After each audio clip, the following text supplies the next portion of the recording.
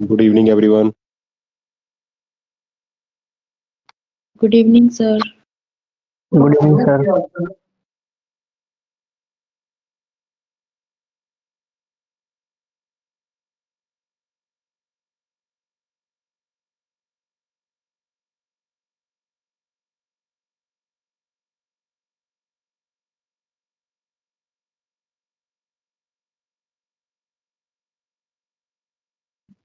Sir आवाज नहीं आ रही है।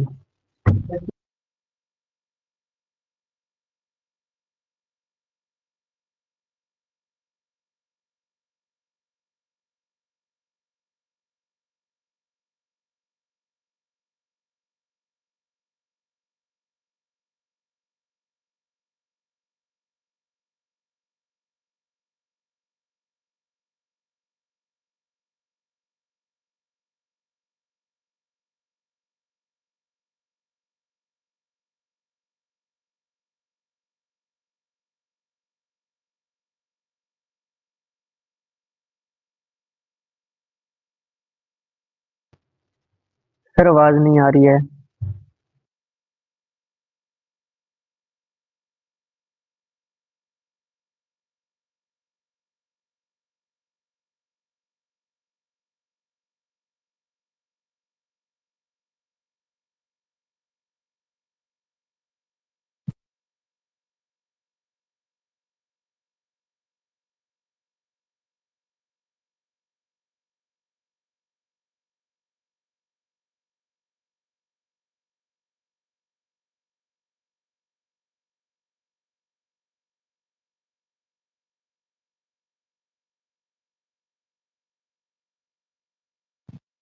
चलिए बेटा. Good evening everyone. महिमा, नेहा, आशीष, वेरी गुड इवनिंग बेटा. Evening sir. Good evening, sir. Sorry बेटा, Good थोड़ा evening, सा sir. फाइल मेरी ओपन नहीं हो रही थी. अब फाइल ओपन हो गई, फिर हम स्टार्ट करते हैं. चलिए, तो आज का बेटा हमारा जो टॉपिक है उसको हम स्टार्ट कर लेते हैं. आज हम बात करेंगे बेटा स्टेम सेल की. राइट. आज हमारा टॉपिक है वो है बेटा स्टेम. राइट. तो इसको हम देख लेते हैं.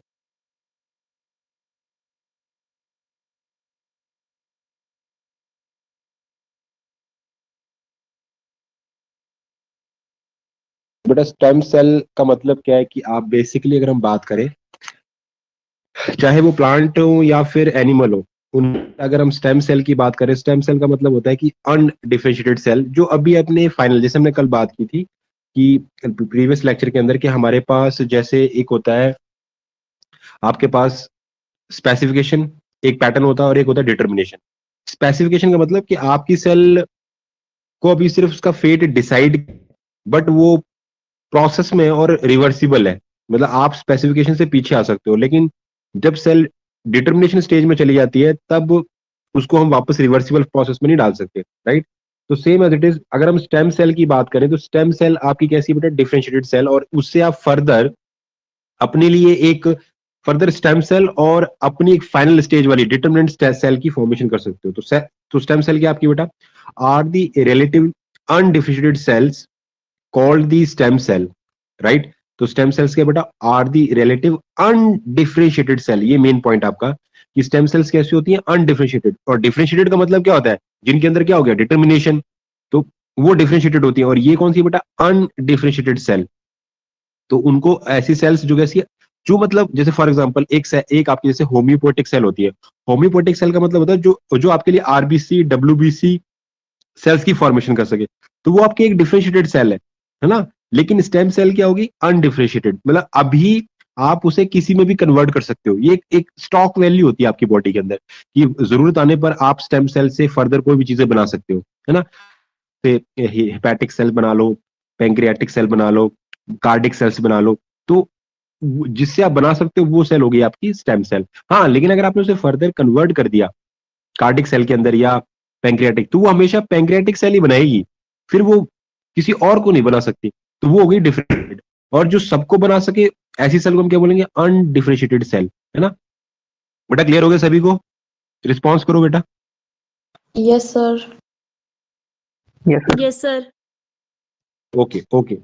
आगे कंटिन्यू करते हैं। तो बेटा कहता है कि जो स्टेम सेल्स उसकी बेसिकली दो प्रॉपर्टीज होती हैं, टू मेन प्रॉपर्टीज होती हैं स्टेम सेल की। पहली सेल्फ रिन्यूअल की, और दूसरी डिवाइडेड इन अनइक्वल मैनर। वो कहता है स्टेम सेल के अंदर दो मेन प्रॉपर्टी होती है। पहली बात तो ये अपने आप को सेल्फ रिन्यूअल, मतलब ये अपने आप को बनाती रहती है। मतलब स्टेम सेल में ये प्रॉपर्टी है कि जब भी ये डिवाइड करेगी, जब भी ये डिवाइड करेगी, कौन आपकी स्टेम सेल जब भी डिवाइड कर रही है, वो अपने आप को सेल्फ मतलब अपने आप को भी एग्जिस्ट करेगी। यानी कि जैसे उसने किसी में अपने आप को कन्वर्ट किया तो खुद गायब होगी। फॉर एग्जाम्पल जैसे मैं अगर आपको ड्रॉ करके दिखाऊं, जैसे मेरे पास ये एक सेल है और ये सेल फर्दर टू सेल में डिवाइड हुई, तो एक ये फर्दर बनाएगी स्टेम सेल, और दूसरी जो भी आप बना रहे हो पर्टिकुलर, जो आपने बनानी है जिसकी नीड है, वो सेल बन जाएगी, लेकिन अपने आप को स्टोर भी करेगी।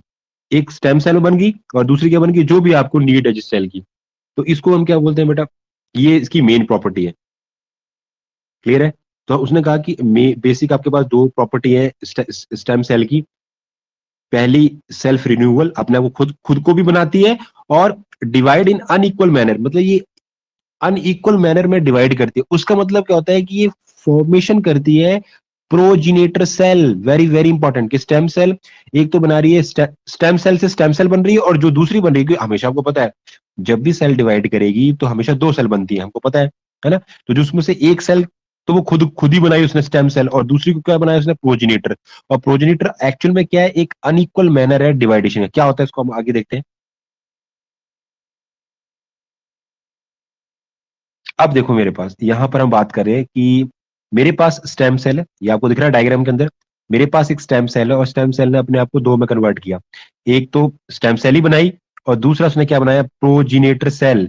प्रोजिनेटर सेल्स कैसी होती है, रिस्ट्रिक्टेड पोटेंशियल, जिनका जो पोटेंशियल है वो रिस्ट्रिक्टेड हो गया, मतलब वो कुछ स्पेसिफिक सेल को ही बना पाएगी, सबको नहीं बना सकती, कुछ स्पेसिफिक सेल को। जैसे अब ये प्रोजिनेटर सेल क्या बना रही है, या तो ये लिम्फॉइड बना रही है, या ये क्या बना रही है, माइलिन माइलॉइड प्रोजिनेटर, है ना।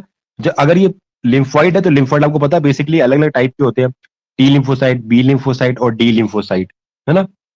तो ये कैसे हो गए, टर्मिनल डिफरेंशिएटेड सेल्स। मतलब अब इनसे आगे जो भी बनेगा वो हमेशा टी लिम्फोसाइट ही बनेगी, या बी से आगे जो भी बनेगा वो बी लिम्फोसाइट से बनेगी, टी से आगे जो बनेगा वो हमेशा डी लिम्फोसाइट्स। और दूसरा क्या बना, माइलॉइड प्रोजिनेटर, ये हमेशा क्या बना रहे हैं, जैसे आरबीसी, प्लेटलेट, है ना। और उसके बाद हम बात करते हैं मैक्रोफेज, न्यूट्रोफिल्स। तो ये सारी चीजें हैं जो आपके लिए ये सेल्स बना के दे रहा है। तो ये चीज याद रखना कि जो स्टेम सेल्स होती है उनमें अपने आप को रिन्यूएबल करने की पावर है, प्लस वो एक अनइक्वल मैनर में डिवाइडेशन करती हैं, जिसमें से जो दूसरी जो सेल बनी उसको आप प्रोजेनेटर नाम देते हो, और उसकी जो पोटेंशियल है वो रिस्ट्रिक्टेड है, मतलब वो कुछ स्पेसिफिक सेल्स को ही बना सकती है। जैसे इस प्रोजेनेटर सेल ने क्या बनाया, जरूरत पड़ी फॉर एग्जांपल आपकी बॉडी में बी लिम्फोसाइट की फॉर एग्जांपल डेफिशिएंसी होगी, कमी होगी, या टी लिम्फोसाइट आपकी बॉडी में बन नहीं रही, तो वो क्या करेगा, स्टेम सेल को ऑर्डर करेगा, ब्रेन की थ्रू स्टेम सेल को ऑर्डर मिलेगा, तो स्टेम सेल अपने आप को बना लेगी, और साथ में वो प्रोजेनेटर सेल बनाएगी, प्रोजेनेटर सेल से आगे बनेगा लिम्फॉइड, और लिम्फॉइड से आगे पर्टिकुलर आप उस लिम्फोसाइट से आप टी, बी या डी बना सकते हो। तो जब ये जो फाइनल स्टेज होती है ना, जिसको आप जब भी आगे ये डिवाइड करेगी तो टी लिम्फोसाइट से टी लिम्फोसाइट ही बनेगी, तो इसको बोलते हैं टर्मिनल डिफरेंशिएटेड सेल। क्या बोलते हैं बेटा, टर्मिनल डिफरेंशिएटेड सेल्स। और ये कैसी होती है, यूनिपोटेंट, मतलब इनका नेचर कैसा है, यूनिपोटेंट। ये एक ही टाइप की सेल, मतलब अपने आप को ही बना सकती है और किसी को नहीं बना सकती। जब सेल के अंदर यूनि का मतलब होता है एक, और पोटेंट मतलब पोटेंशियल, उसको उसके पास एक ही का पोटेंशियल है। और यहां क्या लिखा था हमने, रिस्ट्रिक्टेड पोटेंशियल। तो हमने बात की कि जो प्रोजेनेटर सेल है वो कुछ सेल्स को बना सकते हैं, गिनी चुनी सेल, जैसे एक लिम्फॉइड सेल बना दी, और इसने दूसरी क्या बनाई, माइलॉइड प्रोजेनेटर। तो माइलॉइड से हमने क्या बनाया, आरबीसी, प्लेटलेट्स, डीसी, मैक्रोफेज और न्यूट्रोफिल्स। तो ये वाली चीजें हैं जो मतलब ये जो लास्ट स्टेज है इसको बोलते हैं टर्मिनल डिफरेंशिएटेड सेल। इस टाइप की सेल्स की जो प्रॉपर्टी है वो बोलती है टर्मिनल। टर्मिनल मतलब लास्ट पॉइंट, एंड पॉइंट। इसके आगे हम किसी और बना सकते हैं, सिर्फ आप इन्हीं को रिन्यूअल कर सकते हो, सिर्फ यही से। जब भी न्यूट्रोफिल आगे जब भी डिवाइड करेगी तो न्यूट्रोफिल ही बनेगी उससे, मैक्रोफेज जब भी डिवाइड करेगी तो मैक्रोफेज ही बनेगी। तो इनको बोलते हैं हम टर्मिनल डिफिनिट यूनिपोटेंट। क्लियर हो गया बेटा, ये डायग्राम सभी को समझ आ गया? रिस्पॉन्स करो। Yes Yes, sir. sir.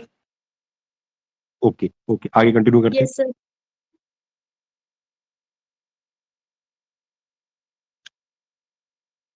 तो आगे हम बात कंटिन्यू करते हैं। नेक्स्ट वो कहता है कि डिवीजन ऑफ स्टेम सेल कैसे ये डिवाइड करती है, उसके बेसिस पे हम देख लेते हैं। तो डिवीजन किस किस टाइप का हो सकता है स्टेम सेल के अंदर। पहला आपका डिवीजन होता है single cell asymmetrical. Single cell asymmetrical मतलब आपकी जो सेल डिवाइड कर रही है वो कैसी कर रही है, सिंगल सेल के अंदर, राइट। तो उसमें क्या होता है कि हमारे पास एक स्टेम सेल है और उसका क्या हुआ, सेल्फ रिन्यूएबल, क्या हुआ बेटा, उसका सेल्फ रिन्यूअल हुआ और उसने अपने आप को किसमें कन्वर्ट कर लिया, कमिटेड सेल के अंदर, जिसको आप बोलते हैं प्रोजेनिटर सेल। मतलब ये सेल एसिमेट्रिकल, मतलब कि नॉर्मली तो आपको पता है कि हमारी कोई भी सेल होगी वो हमेशा दो में फर्दर अपने आप को डिवाइड करती है, राइट। लेकिन यहां पर क्या हो रहा है, यहां पर आपकी जो सेल है, जो आपके पास स्टेम सेल है, वो फर्दर अपने आप को कन्वर्ट कर रही है किसके अंदर बेटा, कमिटेड सेल के अंदर। तो ये वाला जो प्रोसेस है वो किसमें काउंट होता है बेटा, ये प्रोसेस आपका काउंट होता है सिंगल सेल एसिमेट्रिकल के अंदर, राइट। मतलब उसकी सिमेट्री कैसी है, मतलब उसको एसिमेट्रिकल मतलब कोई सिमेट्री ना हो, जैसे अमीबॉइड शेप। तो अमीबॉइड शेप की सेल में उसने आपको कन्वर्ट कर लिया, किसने, स्टेम सेल ने। तो इसको हम बोलते हैं, तो ये जो सेल बनी, अब ये सेल कैसी होगी, कमिटेड, मतलब इसको आप कन्वर्ट वापस नहीं कर सकते स्टेम सेल में, वापस रिवर्स नहीं कर सकते, ये एक ही सिचुएशन बन गई आपकी, राइट। नेक्स्ट हम बात करते हैं, नेक्स्ट हमारे पास कौन सा पार्ट है, नेक्स्ट आपके पास बेटा बात बात आ गई। अब हम बात कर रहे हैं पॉपुलेशन एसिमेट्री। अब यहां पर क्या हो रहा है, ये भी एसिमेट्रिकल है और कैसा है, पॉपुलेशन वाइज। मतलब यहां पर हमारी स्टेम सेल जो है, वो स्टेम सेल क्या कर रही है बेटा, स्टेम सेल ने क्या बनाया, एक या तो प्रोजिनेटर बनाए, जैसे आप देख रहे हो ना, दो हमेशा सेल स्टेम सेल से क्या बनती है, दो बनती है। नॉर्मली हम देख रहे थे कि एक स्टेम सेल बन रही थी और दूसरी प्रोजिनेटर। यहां पर क्या हो रहा है, स्टेम सेल जब दो में डिवाइड हुई तो दोनों कैसी बनी, प्रोजिनेटर, या स्टेम सेल से दोनों ही क्या बनी, स्टेम सेल। इसको बोलते हैं पॉपुलेशन एसिमेट्री। क्या बोलते हैं बेटा, पॉपुलेशन एसिमेट्री। इससे पहले वाला जो डिवीजन आपने देखा स्टेम सेल में, वो था सिंगल सेल, मतलब स्टेम सेल सीधे क्या बना रही है, प्रोजेनिटर। मतलब एक सेल डायरेक्ट ही क्या बना रही है बेटा, प्रोजेनिटर। या वो क्या बनाए, स्टेम सेल, या वो क्या बनाए, प्रोजेनिटर। सिर्फ एक ही बनेगी, मतलब एक सेल आगे एक ही बना रही है। लेकिन पॉपुलेशन एसिमेट्री में क्या होगी, जो आपकी स्टेम सेल है, या तो उसकी दोनों प्रोजेनिटर सेल बनाए, या आपकी स्टेम सेल क्या बनाए, दोनों ही स्टेम सेल बनाए। क्लियर हो गया बेटा, ये दोनों फर्स्ट और सेकेंड डिवीजन आपको क्लियर हो गया, क्योंकि किसी को डाउट है। यस सर, हो गया प्लीज। Yes, sir. ओके, आइए कंटिन्यू करते हैं। अब आ गया आपके पास थर्ड वाला। थर्ड वाले सिचुएशन में क्या होगा, adult stem cell lineage. Adult stem cell lineage, इसमें क्या होता है, repair of the dead cell. जैसे आपके फॉर एग्जांपल आपके पास आपकी सेल जैसे आरबीसी है, अब आपके ब्लड में आरबीसी प्रेजेंट होती है। ब्लड क्या होता है एक्चुअल, ब्लड ब्लड एक्चुअल क्या चीज है, cellular element blood plus plasma. आपका ब्लड क्या होता है एक्चुअल में, ब्लड अगर आपको आप डिफाइन करो what is the mean of blood, तो ब्लड में आपको क्या मिल रहा है बेटा, ब्लड के अंदर आपको 50 to 45% क्या मिलता है बेटा, प्लाज्मा। या ऐसे नहीं कह सकते तो इसको ऐसे कह सकते हो आप, एक सेकंड में दोबारा सबको रिपीट करता हूं, कि मेरे पास अगर मैं बात करूं, मैं ब्लड को अगर एक्सप्लेन करूं, तो आपका एक्चुअल में जो ब्लड है, ब्लड क्या है बेटा, blood is equal to plasma plus cellular element. Plasma plus cellular element. Plasma की जो पार्टिसिपेशन है वो लगभग 55% है ब्लड के अंदर, जबकि जो सेलुलर एलिमेंट है वो लगभग आपके पास 45% है। तो किसी भी ब्लड, जो ह्यूमन ब्लड है या उसमें प्लाज्मा की परसेंटेज कितनी बेटा, 55%। और जो आपके पास सेलुलर एलिमेंट है वो कितने, 45%। और सेलुलर एलिमेंट में कौन कौन काउंट होता है बेटा, आरबीसी, डब्ल्यूबीसी और प्लेटलेट। सेलुलर एलिमेंट के अंदर तीन चीजें आती हैं, आरबीसी, डब्ल्यूबीसी और प्लेटलेट। जिसमें से इन तीनों में आरबीसी की परसेंटेज कितनी है, 99%। ये चीज याद रखना बेटा, कितना क्वेश्चन आता है ये। तो मैंने क्या बोला कि ब्लड जो है उसमें प्लाज्मा है और सेलुलर एलिमेंट है। प्लाज्मा एक लिक्विड मैट्रिक्स है, जबकि सेलुलर एलिमेंट के अंदर, सेलुलर एलिमेंट इसके अंदर क्या आता है, आरबीसी, डब्ल्यूबीसी और प्लेटलेट। और अगर इन तीनों में हम कंपैरिजन करें तो आरबीसी की परसेंटेज कितनी है, 99%। इन तीनों में आरबीसी, डब्ल्यूबीसी और प्लेटलेट के अंदर कौन है, 99% आरबीसी, राइट। और प्लाज्मा की अगर मैं बात करूं, अगर आप इस प्लाज्मा में से माइनस कर दो क्या, क्लॉटिंग फैक्टर, प्लाज्मा प्रोटीन्स, उनको भी आप इनमें से रिमूव कर दो, प्लाज्मा में से क्या निकाल दो आप, क्लॉटिंग फैक्टर और प्लाज्मा प्रोटीन, रिमेनिंग पार्ट को हम बोलते हैं सीरम। क्या बोलते हैं बेटा, सीरम। इस चीज को याद रखना, ये होता है बहुत, इसको याद रखने वाली कि ब्लड एक्चुअल में क्या है, blood is equal to plasma plus cellular element, then plasma is equal to, plasma is equal to क्या, उसमें क्या करोगे आप कि आपने उसमें से माइनस क्लॉटिंग फैक्टर और प्लाज्मा प्रोटीन अगर आप निकाल देते हो प्लाज्मा से, तो रिमेनिंग पार्ट आपके पास क्या बचता है बेटा, सीरम। क्या बचेगा, सीरम। तो हम यहाँ जो हम बात कर रहे थे, यहाँ पर क्या हो रहा है कि यहाँ पे जैसे मैं जो बात कर रहा था कि भाई जैसे फॉर एग्जांपल आपके ब्लड में आरबीसी की जो अमाउंट है वो लो हो गई है, तो आप चाहोगे कि वही उसका जो नंबर है वो इम्प्रूव करने के लिए हम क्या करेंगे, हम अपने जो स्टेम सेल्स है उनको ऑर्डर करेंगे भाई कि हमारी इस चीज को इम्प्रूव करो। तो यहाँ पर क्या हो रहा है, मल्टी पोटेंट स्टेम सेल्स हमारे पास है ना। अब इसमें क्या हुआ, अब आप देख रहे हो जो आपकी मल्टी पोटेंट सेल है इसमें इसने अपने आप को कन्वर्ट किया, देख रहे हो आप, एक तो ये जो मार्क जा रहा है इसको बोलते हैं रिन्यूअल, एक तो उसने अपने आप को खुद बना लिया और आगे उसने अपनी क्या बना लिया, एक रिस्ट्रिक्शन पोटेंशियल प्रोजेनेटर सेल बनाई। मतलब आपके पास जो सेल है एक तो वो अपने आप को बना रही है, दूसरा वो क्या बना रही है, प्रोजेनेटर सेल जो कि रिस्ट्रिक्टेड है, और आगे उसने क्या बनाया, माइलॉइड और लिम्फाइड सेल, और फर्दर आपकी जो डिफरेंशिएटेड सेल बन गई। तो ये सब आता है एडल्ट स्टेम सेल लाइनेज के अंदर। क्लियर है, टोटल आपको तीनों समझ आ गए बेटा, डिवीजन, तीनों जो डिवीजन है बेटा समझ आए सभी को। Yes sir. Yes, Yes, sir. sir. ठीक है, चलो मैं फिर भी एक बार आपको रिवाइज कर देता हूँ ताकि फिर से आपको चीजें क्लियर है। पहला जो हमने डिवीजन देखा, पहले डिवीजन के अंदर हमारे पास क्या होता था, सिंगल सेल, और जो वो कैसी थी, एसिमेट्रिकल, राइट। मतलब पहले जो मेरे पास, पहला जो मैंने डिवीजन देखा उसमें क्या हुआ कि मेरे पास स्टेम सेल है, और पहले तो वो अपने आप को बना रही है, और दूसरी वो क्या बना रही है बेटा, कमिटेड सेल, इस तरीके से, राइट। और ये आपकी कमिटेड सेल है फाइनल स्टेज, मतलब ये जो भी बना है, जो भी प्रोजेनेटर सेल बनी है ये फाइनल वाली बनी है। दूसरा हमने बात की कि भाई की स्टेम सेल है, या तो वो क्या बनाए, या तो वो बनाए दोनों की दोनों प्रोजेनेटर, या वो क्या बनाए, दोनों की दोनों स्टेम सेल। इसको हम बोले थे पॉपुलेशन एसिमेट्री। कैसे बोल रहे थे बेटा, तो पहला वाला डिवीजन है सिंगल सेल का, दूसरा डिवीजन था पॉपुलेशन वाला, और तीसरा है जो ये हमने किया अभी, स्टेम सेल लाइनेज। इसमें क्या होता है कि इसमें आपको बहुत सारी सेल चाहिए होती है, तो उसके लिए फिर क्या होता है, इसके लिए फिर हमें क्या करना पड़ता है कि हमारी जो स्टेम सेल है वो खुद को भी बनाती है, और साथ में वो क्या बना देती है, रिस्ट्रिक्टेड पोटेंशियल सेल, और जो फर्दर आगे प्रोसीड करती है, और जैसे इसने एक माइलॉइड बना ली, एक इसने लिम्फोइड बनाई, फिर फर्दर वो टर्मिनल डिफरेंशिएटेड होगी, ये टर्मिनल सेल बन गई आपकी। यहाँ पे प्लेटलेट, जैसे माइलॉइड है तो माइलॉइड से आप आरबीसी, प्लेटलेट, मैक्रोफेज, न्यूट्रोफिल्स ये बना सकते हो। नीचे क्या है, लिम्फोइड सेल, इससे आप क्या बना सकते हो, टी लिम्फोसाइट, बी लिम्फोसाइट, है ना, डी लिम्फोसाइट, ये सेल बन जाती है। तो ये हो गया आपका एडल्ट स्टेम सेल लाइनेज। चलो आगे चलते हैं। अब मैं बात करता हूं स्टेम सेल प्रेगनेंसी की, राइट। अब अगला हमारा कंफर्मेशन, आगे जो हमारी नेक्स्ट हमारी जो बात हो रही है उसको हम बात बोल रहे हैं स्टेम पोटेंसी, है ना। पोटेंसी मतलब उसका कितना पोटेंशियल, स्टेम सेल का क्या पोटेंशियल है आपका, तो क्या कर सकती है। कहता है अगर आप प्लांट का केस ले रहे हो बेटा, कौन सा केस ले रहे हो बेटा, प्लांट का अगर आप केस ले रहे हो, तो ये कैसी है बेटा, मेरिस्मेटिक सेल।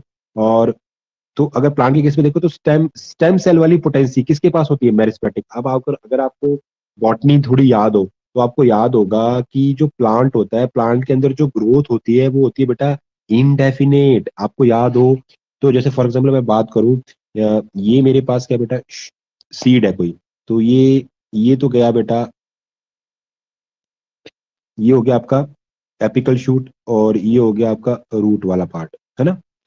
तो ये जो आप देख रहे हो अपर पार्ट जो एरियल पार्ट बनाएगा, है ना, एपिकल शूट हो गया ये, एरियल शूट, और नीचे वाला क्या है, रूट एपिकल। तो ये जो टिप होती है, इस टिप के ऊपर क्या होता है बेटा, मेरिस्टेम, और शूट टिप और रूट टिप, इस टिप के ऊपर एक स्पेशल टाइप का रीजन होता है जिसे बोलते हैं मेरिस्टेम।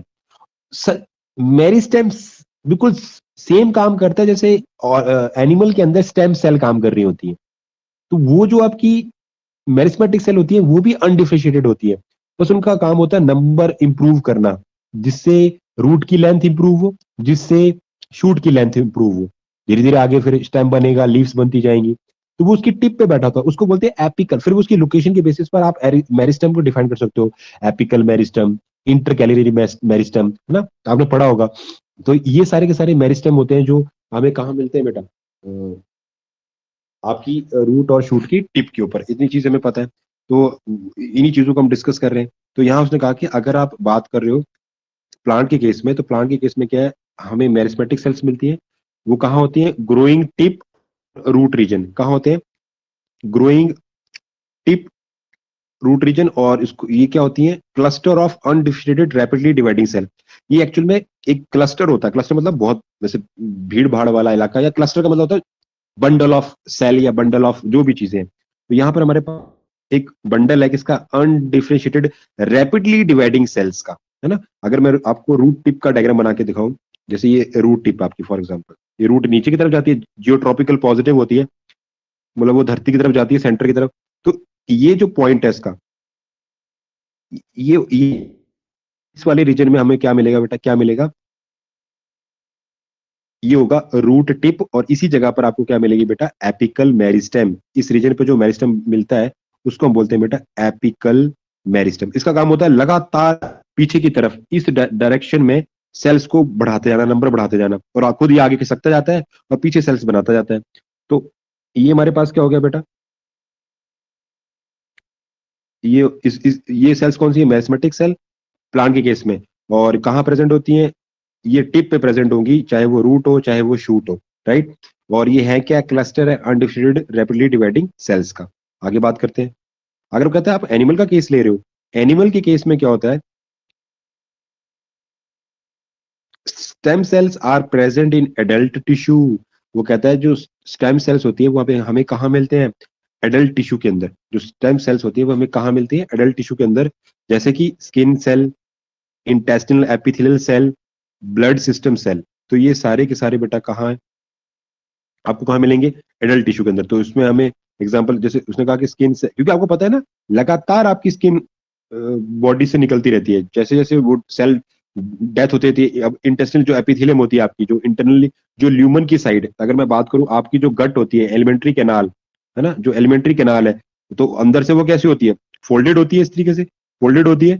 उसमें विलाई माइक्रोविलाई अवेलेबल होते हैं। तो वो लगातार काम कर रहे हैं, तो वो झड़ते रहते हैं, उनका शेड ऑफ होता रहता है वो, है ना। तो उनकी जगह न्यू रिप्लेसमेंट होती रहती है। तो उस चीज के लिए भी आपको क्या चाहिए होती है, पीछे स्टेम सेल चाहिए, तभी तो बनेगी वो। तो इस तरीके से इन वाले रीजन्स के अंदर, चाहे वो स्किन की बात कर लो, इंटेस्टिनल एपिथेलियम की बात कर लो, या ब्लड सिस्टम सेल की बात कर लो, इन सभी जगह आपको क्या मिलेगी, स्टेम सेल्स प्रेजेंट होती हैं जो लगातार वहां पे काम कर रही हैं। तो इनका काम क्या है, replacement of the dead cell and the tissue balance. तो जो आपकी एनिमल सेल के अंदर जो स्टेम सेल्स है, उनका मेन काम क्या है कि सबसे पहले जो जिनकी सेल की एज होगी है या जिनकी डेथ होगी है, उनको रिप्लेस करना, और उनकी जगह नई सेल्स को एडजस्ट करना, और मतलब टोटल आपके टिश्यू बैलेंस को मेंटेन करना। ये बात समझ आ गई, क्लियर हो गया बेटा, सभी क्लियर हुआ बेटा, ये दोनों चीजें प्लांट के केस में और एनिमल के केस में सभी क्लियर हो गया बेटा। Yes, sir. चलिए आगे कंटिन्यू करते हैं। तो हमने हमने बात की कि भाई जो हमारे पास प्लांट के केस में हमने बात की, जो मेरिस्मेटिक सेल रोल प्ले करती हैं, मतलब वो मेन बाकी सेल्स को बनाने में हेल्प करती हैं। और एनिमल के केस में जो हमारी स्टेम सेल्स होती हैं वो एडल्ट टिश्यू में अवेलेबल होती है, जो फर्दर आपकी स्किन सेल या जो इंटेस्टिनल सेल्स हैं उनकी फर्दर इंप्रूवमेंट में उनकी हेल्प करेंगे। तो अब हम एक कंपैरेटिव स्टडी देख लेते हैं, राइट। तो सबसे पहले हम बात करते हैं सेल पोटेंसी की, और फिर उसका एग्जांपल देखते हैं और सोर्स की बात करते हैं। तो सेल पोटेंसी, पहला जो हमारे पास सेल पोटेंसी के केस में पहला जो करेक्टर आता है वो आता है टोटी पोटेंसी। बेटा टोटी पोटेंसी याद रखना, ये वर्ड बहुत इंपॉर्टेंट है और एग्जाम में आ चुका है एक बार। टोटी पोटेंसी का मतलब क्या होता है, having the ability to form complete organism and all cell type, यानी कि every type of cell. Totipotency मतलब कोई एक ऐसी सेल है आपकी, जैसे स्टेम सेल होती है, कोई ऐसी सेल जिसके अंदर पूरी बॉडी को बनाने की हिम्मत हो, या पावर हो, या पोटेंशियल हो। तो उसके इस कैरेक्टर को हम बोलते हैं टोटी पोटेंसी। क्या बोलते हैं बेटा, टोटी पोटेंसी।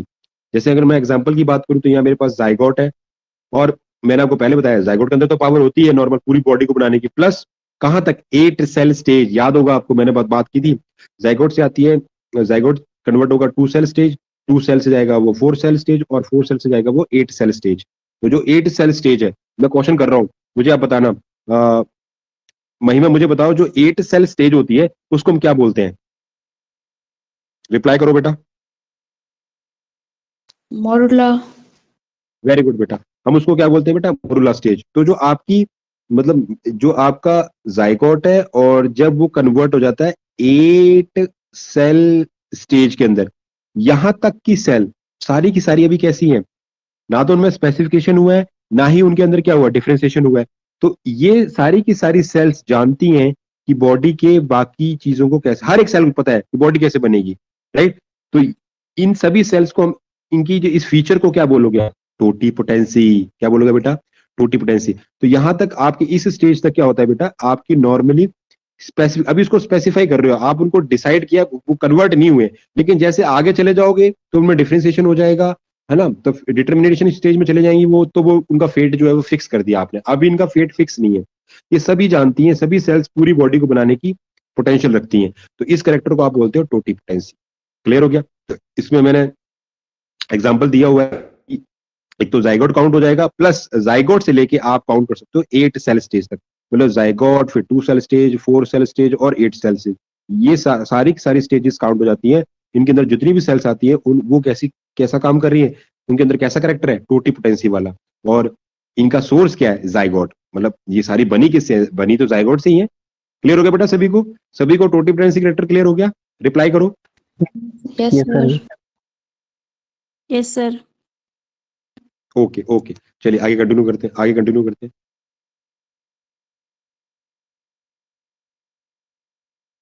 नेक्स्ट मेरे पास बेटा करेक्टर आ गया, टोटीपोटेंसी के बाद आया है मेरे पास प्लूरीपोटेंसी। नेक्स्ट कैरेक्टर आ गया प्लूरी, PLEURI POTENCY, प्लूरीपोटेंसी। अब ये प्लूरीपोटेंसी कैरेक्टर क्या है? तो एग्जांपल अगर मैं बात करूं तो प्लूरीपोटेंसी हमें देखने को मिलती है एम्ब्रियोनिक स्टेम सेल्स के अंदर। किसके अंदर बेटा? एम्ब्रियोनिक स्टेम सेल के अंदर। और इसका मतलब क्या हुआ? Cannot generate trophoblast cell. मतलब कि ये ट्रोफोब्लास्ट, मतलब अब हल्का, प्लूरीपोटेंसी का मतलब है कि वो पहले वाली थी टोटीपोटेंसी। टोटीपोटेंसी का मतलब ऐसी सेल जो सब कुछ बना सकती है, बॉडी की किसी भी टाइप की सेल्स को वो फॉर्म कर सकती है। बट प्लूरीपोटेंसी का मतलब क्या है? कुछ चीजों के लिए रिस्ट्रिक्ट होगी। क्या होगी बेटा? रिस्ट्रिक्शन। जैसे फॉर एग्जाम्पल उसने कहा एम्ब्रियोनिक स्टेम सेल। हमारे पास एग्जाम्पल क्या है बेटा? एम्ब्रियोनिक स्टेम सेल्स जो होती है, अब ये क्या कर रही है? ये जो सेल होती है इसके अंदर पावर नहीं होती कि ये किसको नहीं बना सकती? ट्रोफोब्लास्ट सेल्स को। और ट्रोफोब्लास्ट सेल कौन सा होता है? कि जब मैं ब्लास्टुला होता है मेरे पास, जैसे ये मेरे पास दिख रहा है आपको डायग्राम, इस ब्लास्टुला में जो पेरिफेरल सेल्स होती है, किनारे वाली जो सेल्स होती है, उनको मैं बोलता हूँ ट्रोफोब्लास्ट सेल। क्या बोलता हूँ बेटा? Trophoblast cell. Very very important. और देखो सेंटर में क्या है? सेंटर वाली सेल्स को, मतलब जो बीच में, मतलब इस लेयर को छोड़ के, जैसे मैं डायग्राम बनाऊं, जो ये वाली सेल है, किनारे वाली जो सेल है, जो किनारे वाली सेल है उनको उनको नाम, और उसके अलावा जो बीच में जो सेल आई, यहां जो सेल आई, उनको मैं नाम दे रहा हूं ICM। मतलब इसकी ये एब्रीवेशन है ICM। इसकी फुल फॉर्म क्या हुई? Inner cell mass. क्या बोल रहा हूं मैं इसको? Inner cell mass. तो उसने कहा कि जो प्लूरीपोटेंसी है, इसका मतलब होता है, एग्जांपल है इसका एम्ब्रियोनिक स्टेम सेल। और ये मतलब अब ये जो ICM है, ये बाकी सब कुछ बना सकता है, बट इसको नहीं बना सकता, ट्रोफोब्लास्ट सेल को। तो इस टाइप की क्वालिटी को हम क्या बोलते हैं? प्लूरीपोटेंसी। क्या बोलते हो बेटा? प्लूरीपोटेंसी। बेटा क्लियर हुआ ये फंडा? ये क्लियर हुआ आपको सभी को? सर एक बार एक्सप्लेन कर दो ये ब्लास्टोसिस्ट वाला। ब्लास्टोसिस्ट बेटा ये क्या होता है? मेरे पास क्या था? जाइगोट था ना। जाइगोट से हम कहां पहुंचे? 8 सेल स्टेज। तो 8 सेल स्टेज को हम बोलते हैं मोरुला। मोरुला के बाद आता है ब्लास्टुला। उस सिचुएशन को हम क्लियर कर रहे हैं, ब्लास्टुला वाला। तो जो जैसे आप ब्लास्टुला स्टेज पर आओगे, तो जो किनारे वाली सेल्स है उनको हम बोलने लग पड़ते हैं ट्रोफोब्लास्ट सेल। क्या बोलते हैं? Trophoblast cell.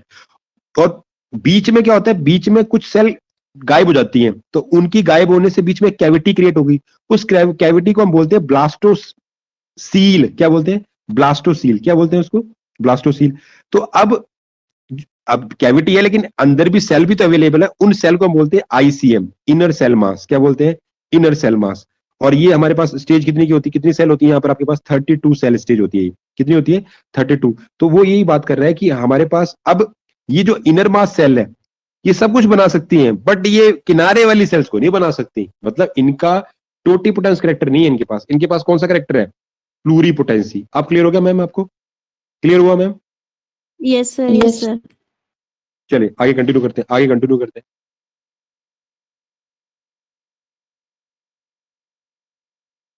आशीष बेटा क्लियर हुआ? सर सर ये जो आईसीएम है ना, इनर सेल मास, ये मतलब हाँ जी। ट्रोफोब्लास्ट नहीं बना पाएगा, बाकी सब बना लेगा।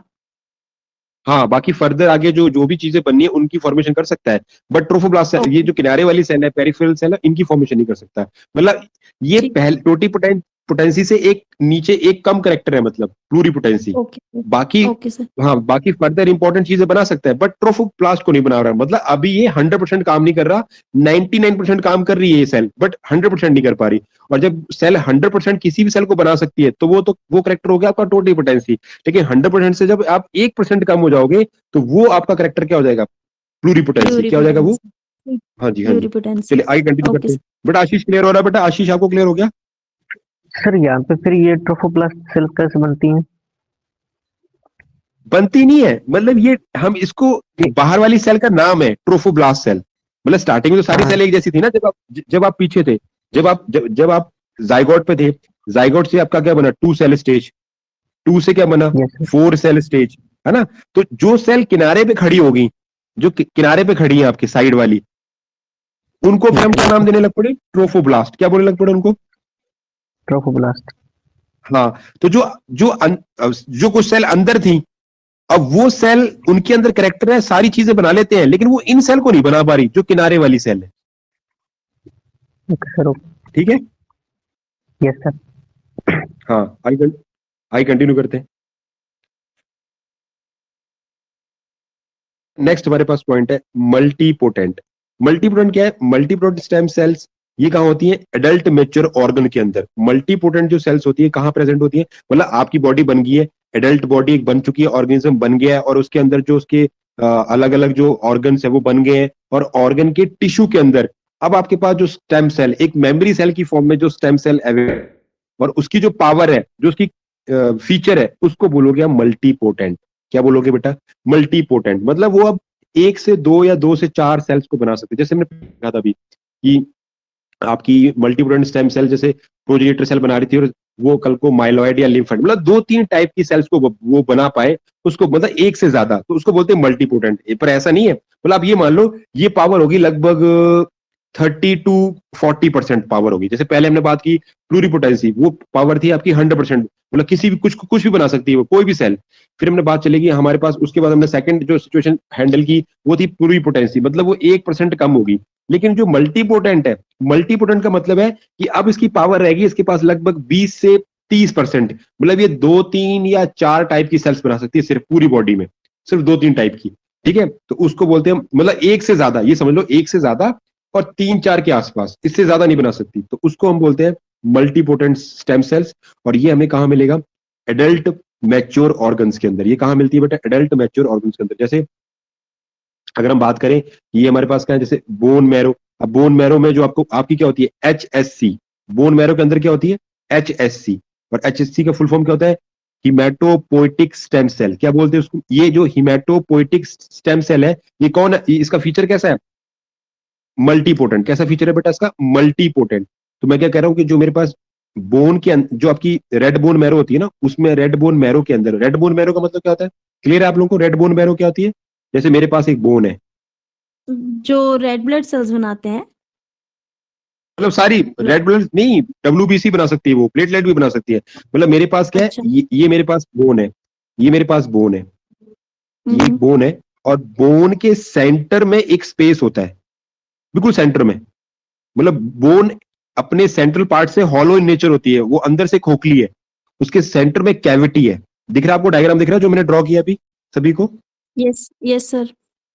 हाँ, ये Yes, जो कैविटी है सेंटर में, इस कैविटी के अंदर मेरे पास एक स्टेम सेल है, और उस का नाम मैंने डाला हुआ है HSC, यानी हिमेटोपोइटिक स्टेम सेल। क्या नाम डाला बेटा? Haematopoietic stem cell. ये जो मेरी ये जो HSC है, ये कहाँ मिलती है? इसके अंदर, इस कैविटी के अंदर, जिसको मैं नाम देता हूं red bone marrow.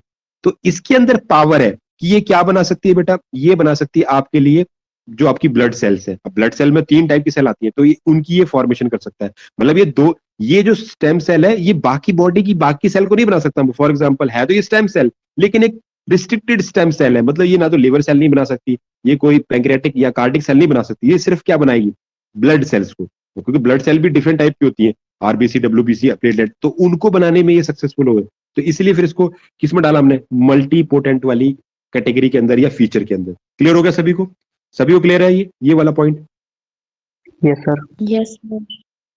Okay. Yes sir. अब अपना लास्ट हम बात करते हैं। लास्ट मेरे जो करेक्टर आया वो आया यूनिपोटेंट। लास्ट मेरे पास जो करेक्टर आया बेटा, यूनिपोटेंट। यूनिपोटेंट में क्या हो रहा है? जो यूनिपोटेंट कैरेक्टर है उसमें क्या है कि आपकी सेल अब सिंगल टाइप की सेल बनाए, है ना? जैसे यूनी का मतलब क्या होता है? वन। यूनी का मतलब क्या हो रहा है बेटा? वन। यूनिपोटेंट का मीनिंग क्या होता है कि अब आपकी जो स्टेम सेल है, आप ये फॉर एग्जांपल, मतलब अब आपकी जो बनाने की जो पावर है वो रहेगी आपके पास सिर्फ 1%। कितनी रहेगी बेटा? मतलब 1%। मतलब अब आप सिर्फ एक ही टाइप की सेल को बना सकते हो। मतलब आपकी कोई भी स्टेम सेल है वो सिर्फ, जैसे फॉर एग्जाम्पल ये टर्मिनेशन हो गया है, लास्ट वाला स्टेज आ गई है। यहाँ लिखा हुआ है, मैंने क्या लिखा है? मैंने इसकी एक्सप्लेनेशन लिखी हुई है कि सिंगल टाइप ऑफ सेल, यानी कि वो सेल कैसी होगी? Differentiated cell. For example spermatogonium cell और oogoनियम सेल। अब आपको पता है कि स्पर्मेटोगोनियम से क्या बनता है? स्पर्मेटेड यानी स्पर्म बनेंगे, और oogoनियम सेल से क्या बनेंगे बेटा? ओवम। पता है ना इतना? क्योंकि हमें स्पर्मेटोगोनियम से क्या बनते हैं बेटा? स्पर्म बनते हैं। मतलब ये जो स्टेम सेल की तरह जो बिहेव कर रही है, ये आगे चल के एक ही टाइप की सेल बना सकती है, और जो oogoनियम है वो आगे जाके ओवम बना सकता है। तो ये हमें कहां देखने को मिलता है? टेस्टिस और ओवरी के अंदर। मतलब ये सोर्स क्या है? टेस्टिस और ओवरी। ये चारों करेक्टर बेटा क्लियर हो गए? टोटीपोटेंसी, प्लूरीपोटेंसी, मल्टीपोटेंट और यूनिपोटेंट। किसी को चारों में किसी में से कोई मतलब डाउट है चारों में किसी में से भी? No doubt sir. Okay okay, चलो आगे कंटिन्यू।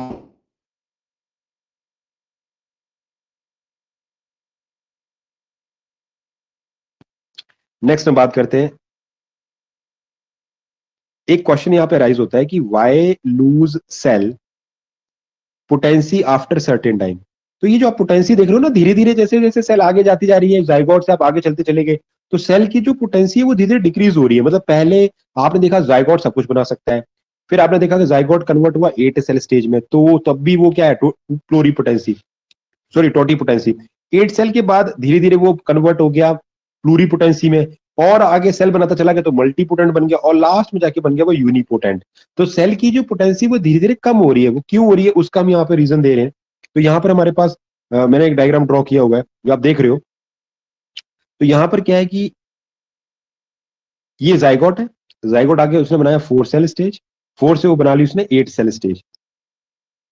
सेल है, उन सब के अंदर पावर कौन सी है बेटा? अभी टोटीपोटेंसी। याद रखना है इसको। अब देखो, अब ये डायग्रामेटिकली जो हमने बातें पीछे जो 4 कैरेक्टर पढ़े उनको हम यहाँ पे एक्सप्लेन कर रहे हैं, है ना? तो यहाँ पर हम उन चीजों को ढंग से देख रहे हैं। तो यहाँ मेरे पास क्या है, फिर से देखो एक बार कि जाइगोट है, जाइगोट कन्वर्ट हुआ 2 सेल स्टेज, 2 सेल से बना 4 सेल स्टेज, 4 सेल से क्या बन गई? 8 सेल स्टेज। तो जो 8 सेल स्टेज है उसके अंदर आठों की आठों सेल के अंदर जो पावर है, उसके अंदर जो फीचर है वो कौन सा है? टोटीपोटेंसी। मतलब हर एक सेल जानती है कि पूरी की पूरी एडल्ट बॉडी कैसे बन सकती है। कोई दिक्कत नहीं है, तुम यहां से किसी भी सेल को गायब कर दो, कोई फर्क नहीं पड़ेगा। कल को जाके एडल्ट की पूरी बॉडी बनेगी। हाँ, थोड़ा सा बॉडी का साइज छोटा रह जाएगा, अदरवाइज पूरी की पूरी बॉडी एज इट इज बनेगी, है ना? कोई दिक्कत नहीं है।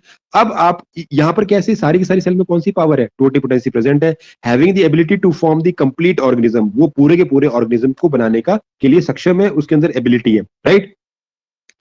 तो यहां पर हमारे पास क्या है कि मतलब वो आईसीएम भी बना सकता है प्लस ट्रोफोब्लास्ट भी बना सकता है। देखो ये लिखा हुआ है, जो 8 सेल स्टेज है इनके अंदर पावर है क्या बनाने की? ICM plus trophoblast. Trophoblast cell होती है किनारे वाली, और आईसीएम कौन सा होता है? Inner cell mass. मतलब ब्लास्ट, जो आपका ब्लास्टोसिस्ट होता है ना, ब्लास्टोसिस्ट, उसकी बाहर वाली सेल्स को हम क्या नाम देते थे? ट्रोफोब्लास्ट। और आईसीएम कौन सा होता है? Inner cell mass. तो इन दोनों को बनाने की पावर होती है इन 8 सेल के अंदर। अब क्लियर होगा सभी को? अगर थोड़ा भी डाउट होगा तो अब क्लियर हुआ है? Sir yes sir. Yes sir. Okay okay. तो आप आगे देखते हो, तो उसने कहा कि ये जो टोटिपोटेंसी सेल है, separation and implantation uterus formation the complete embryo, वो कहता है अगर आप इन सभी सेल्स को अलग अलग भी कर दोगे ना, इन सारी सेल को आप अलग अलग कर दो, जो 8 सेल स्टेज वाली सेल्स है इनको आप अलग अलग भी कर दो, और एक एक करके अगर आप उनका इम्प्लांटेशन करते हो, तो इम्प्लांटेशन के बाद वो हर एक सेल कंप्लीट एम्ब्रियो को बनाने की पावर रखती है, और इसी पावर को हम बोलते हैं टोटिपोटेंसी पावर या पोटेंशियल, राइट। अब 8 सेल स्टेज के बाद आएगा 16 सेल स्टेज, 16 के बाद आ जाएगा 32 सेल स्टेज। तो ये जो 32 सेल स्टेज है, या यहाँ ये तो होगा मॉरुला, ये मॉरुला स्टेज है। 8 सेल स्टेज को हम क्या बोलते हैं? मॉरुला। मॉरुला से आप अगली स्टेज कौन सी आएगी आपकी? ब्लास्टुला। तो कहते हैं जैसे आप ब्लास्टुला स्टेज पे पहुंचोगे ना, 16 और 32 ये जो स्टेज है, ये इसके बीच में कौन सी पावर चल रही होती है? उनके अंदर कौन सी पावर है? प्लूरीपोटेंट वाली, या प्लूरीपोटेंसी। प्लूरीपोटेंसी पावर क्या होती है महिमा? प्लूरीपोटेंसी पावर क्या होती है? सर इसमें जो ट्रोफोब्लास्ट वाली सेल्स नहीं बना पाएगी आईसीएम सेल्स। हाँ, मतलब आईसीएम सेल्स ट्रोफोब्लास्ट को नहीं बना सकती, बाकी पूरी बॉडी की सेल्स को बना सकती है, राइट। तो ये जो प्लूरीपोटेंसी वाली पावर, अब देखो जैसे आप इधर से आगे आए, तो जैसे ज़ायगोट से चलते गए 8 सेल तक, लेकिन 8 से लेकिन आप 32 तक आ गए, 32 सेल स्टेज तक आ गए, तो टोटिपोटेंसी वाली पावर अब कम होकर किस में कन्वर्ट होगी? प्लूरीपोटेंट पोटेंसी में। उसके बाद जैसे ही आप 32 से आगे चले, तो 32 से आप आगे चलोगे, तो अब नेक्स्ट क्या होगा? 32 के आगे आगे होने के बाद आपकी जो सेल है, जो वो उसमें कौन सा करेक्टर आएगा? मल्टीपोटेंट वाला। 32 के बाद वो कैसे हो जाएगी? मल्टीपोटेंट। मतलब नियमा मल्टीपोटेंट का क्या मीनिंग हुआ? ये कौन सा पावर है, कौन सी पोटेंशियल है? मल्टीपोटेंट में क्या होता है? सर ये ना 2 या 4 से ज्यादा टाइप के सेल्स बना सकते हैं, मतलब। हाँ हाँ, इससे ज्यादा नहीं कर पाएंगे, मतलब इनकी अब जो हाँ, मतलब पावर है वो ऐसे। 20, हाँ 20 to 30% रह गई है। मतलब अब ये पूरी पोटेंट से भी कम हो गए, अब इससे ज्यादा ये बना नहीं सकते ना। मतलब 2-3 टाइप की सेल बना सकता है, बस इससे ज्यादा नहीं बना पाएगा। तो ये 32 के बाद वाली सेल्स है। उसके बाद मल्टीपोटेंट के बाद आपके पास चौथी कैटेगरी आएगी यूनिपोटेंट। आशीष, यूनिपोटेंट का क्या मीनिंग होता है?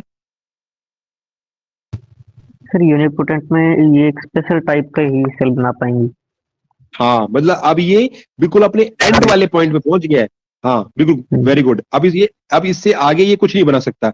मतलब इसका मतलब क्या है? Terminally differentiated cell. ये जो यूनिपोटेंट वाली, ये जो मैंने नीचे सेल बनाई है, ये येलो कलर की आपको जो दिख रही है, ये जो सेल है, ये कैसी है? यूनिपोटेंट। मतलब ये जब भी डिवाइड करेगी तो अपनी जैसी सेल ही बनाएगी, जो ये खुद है।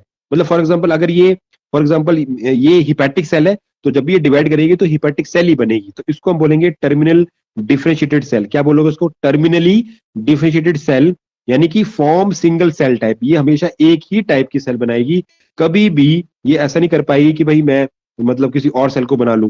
मतलब ये सिर्फ एक ही बना सकती है, जिसके लिए इसको रखा गया, बनाया गया, राइट। क्लियर हो गया सभी को बेटा? अब ये इस डायग्राम के थ्रू सभी को सारी चीजें क्लियर हो गई? किसी को any doubt? Yes no sir. Doubt sir. Okay okay, आगे कंटिन्यू करते हैं।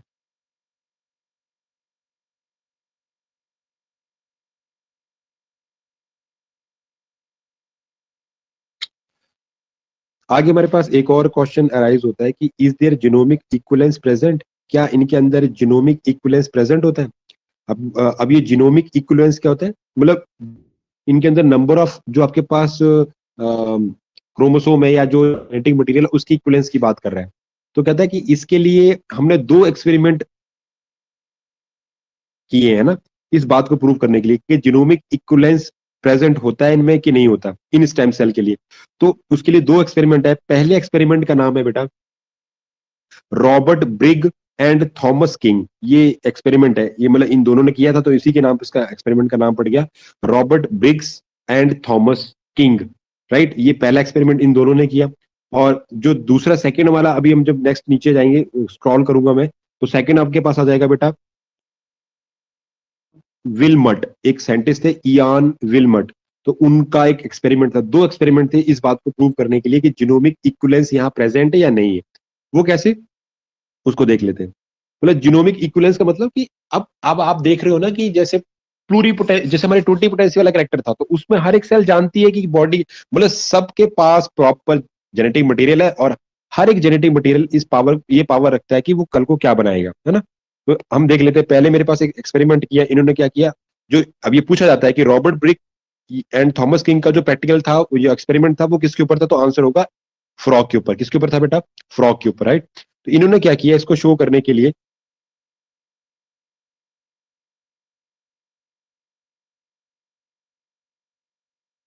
इन्होंने क्या किया, जीनोमिक इक्विवेलेंस इन एम्ब्रियोनिक स्टेम सेल।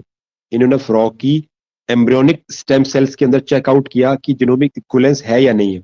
इन्होंने किया एक एम्ब्रियोनिक सेल ली, एम्ब्रियोनिक स्टेम सेल ली। क्लियर है? कोई दिक्कत नहीं है। इन्होंने क्या ली बेटा? एम्ब्रियोनिक मतलब एम्ब्रियो की, जो अभी कहां पर है, अभी आपको वो डेवलप कर रहा है ना, वो यूट्रस के अंदर और डेवलपमेंट चल रही है, एम्ब्रियोनिक डेवलपमेंट, वो एम्ब्रियो स्टेज में। और उसके साथ प्लस ऐड किया G2 स्टेज अरेस्टेड एग ई न्यूक्लियोटाइड। इन्होंने क्या किया, बहुत जबरदस्त, देखो चीज समझने वाली है। इन्होंने क्या किया, इन्होंने एक एम्ब्रियोनिक की स्टेम सेल ली और उसके साथ उसका न्यूक्लियस है। दूसरा, उन्होंने एक ई न्यूक्लियोटाइड सेल ली है, क्या ई के पास न्यूक्लियस ना हो, और वो सेल एक्चुअल में कहां थी? G2 स्टेज के ऊपर अरेस्ट थी। अब ये G2 स्टेज पता है आपको क्या होती है? क्या नाम, महिमा, क्या होती है G2 स्टेज? सर जिसमें क्रोमोसोम नंबर डबल होता है। नहीं, क्रोमोसोमल तो डबल नहीं बेटा, इस पर थोड़ी होता है। मैं बताता हूँ आपको, देखो क्या होता है। नेहा मैम, क्या होता है G2 स्टेज, क्या होती है मैम? सर गैप 2 फेज, जिसमें सर मेरे को याद नहीं आ रहा अभी। सर अच्छा, मैं इसमें क्या बताऊं? होता है? हाँ हाँ, बताओ बेटा, बताओ। सर इसमें जैसे सेल ने आगे डिवाइड करना है तो उसकी सारी प्रिपरेशन हो चुकी होती है इसमें। हाँ, G2 वाला स्टेज, ये भी कह सकते हो, इस तरीके से भी सही है। अब मैं आपको सभी को दोबारा एक बार रिवाइज करा देता हूँ कि क्या चीज होती है ये।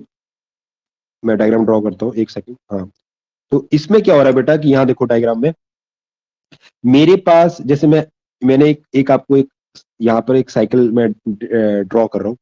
मेरे पास एक सेंटर पॉइंट है, और ये मैंने डिवाइड किया है, ये डिवाइड किया, और ये डिवाइड, राइट। और अब बेटा ये वाला जो पार्ट है, इसको मैं नाम दे रहा हूं गैप 1 या G1 फेज। इसको मैं बोल रहा हूं बेटा एस फेज, या इसको मैं बोलता हूं सिंथेसिस फेज। इसको मैं बोलता हूं बेटा G2 फेज। क्या बोलता हूं बेटा? G2 phase. और लास्ट जो ये वाला जो फेज है, इसको मैं नाम देता हूं M फेज। तो ये जो M है, वो डिपेंड करता है कि आप माइटोसिस कर रहे हो या आप मियोसिस कर रहे हो। अगर आप माइटोसिस कर रहे हो तो ये M माइटोसिस की तरह बिहेव करेगा, ये वाला पार्ट। और अगर मियोसिस है तो फिर वो इस तरीके से काम करेगा। तो यहाँ पे मैंने आपको एक लाइन यहाँ पे डिस्कस कर रहे हैं कि यहाँ पे जो मैंने सेल ली हुई है वो G2 स्टेज में अरेस्ट है। किस स्टेज में अरेस्ट है बेटा? वो G2 स्टेज। अब G2 स्टेज क्या होती है? G1 वाली स्टेज में अगर देखो, ये जो मैंने सेल साइकिल ड्रॉ की है, इसमें क्या होता है, आपके इस पॉइंट पर यहां पर सेल 1 है, लेकिन जैसे ही वो इस साइकिल को इस पैटर्न के अकॉर्डिंग चलाएगी, तो रिजल्ट लास्ट में जाके वो 1 से 2 हो जाएगी।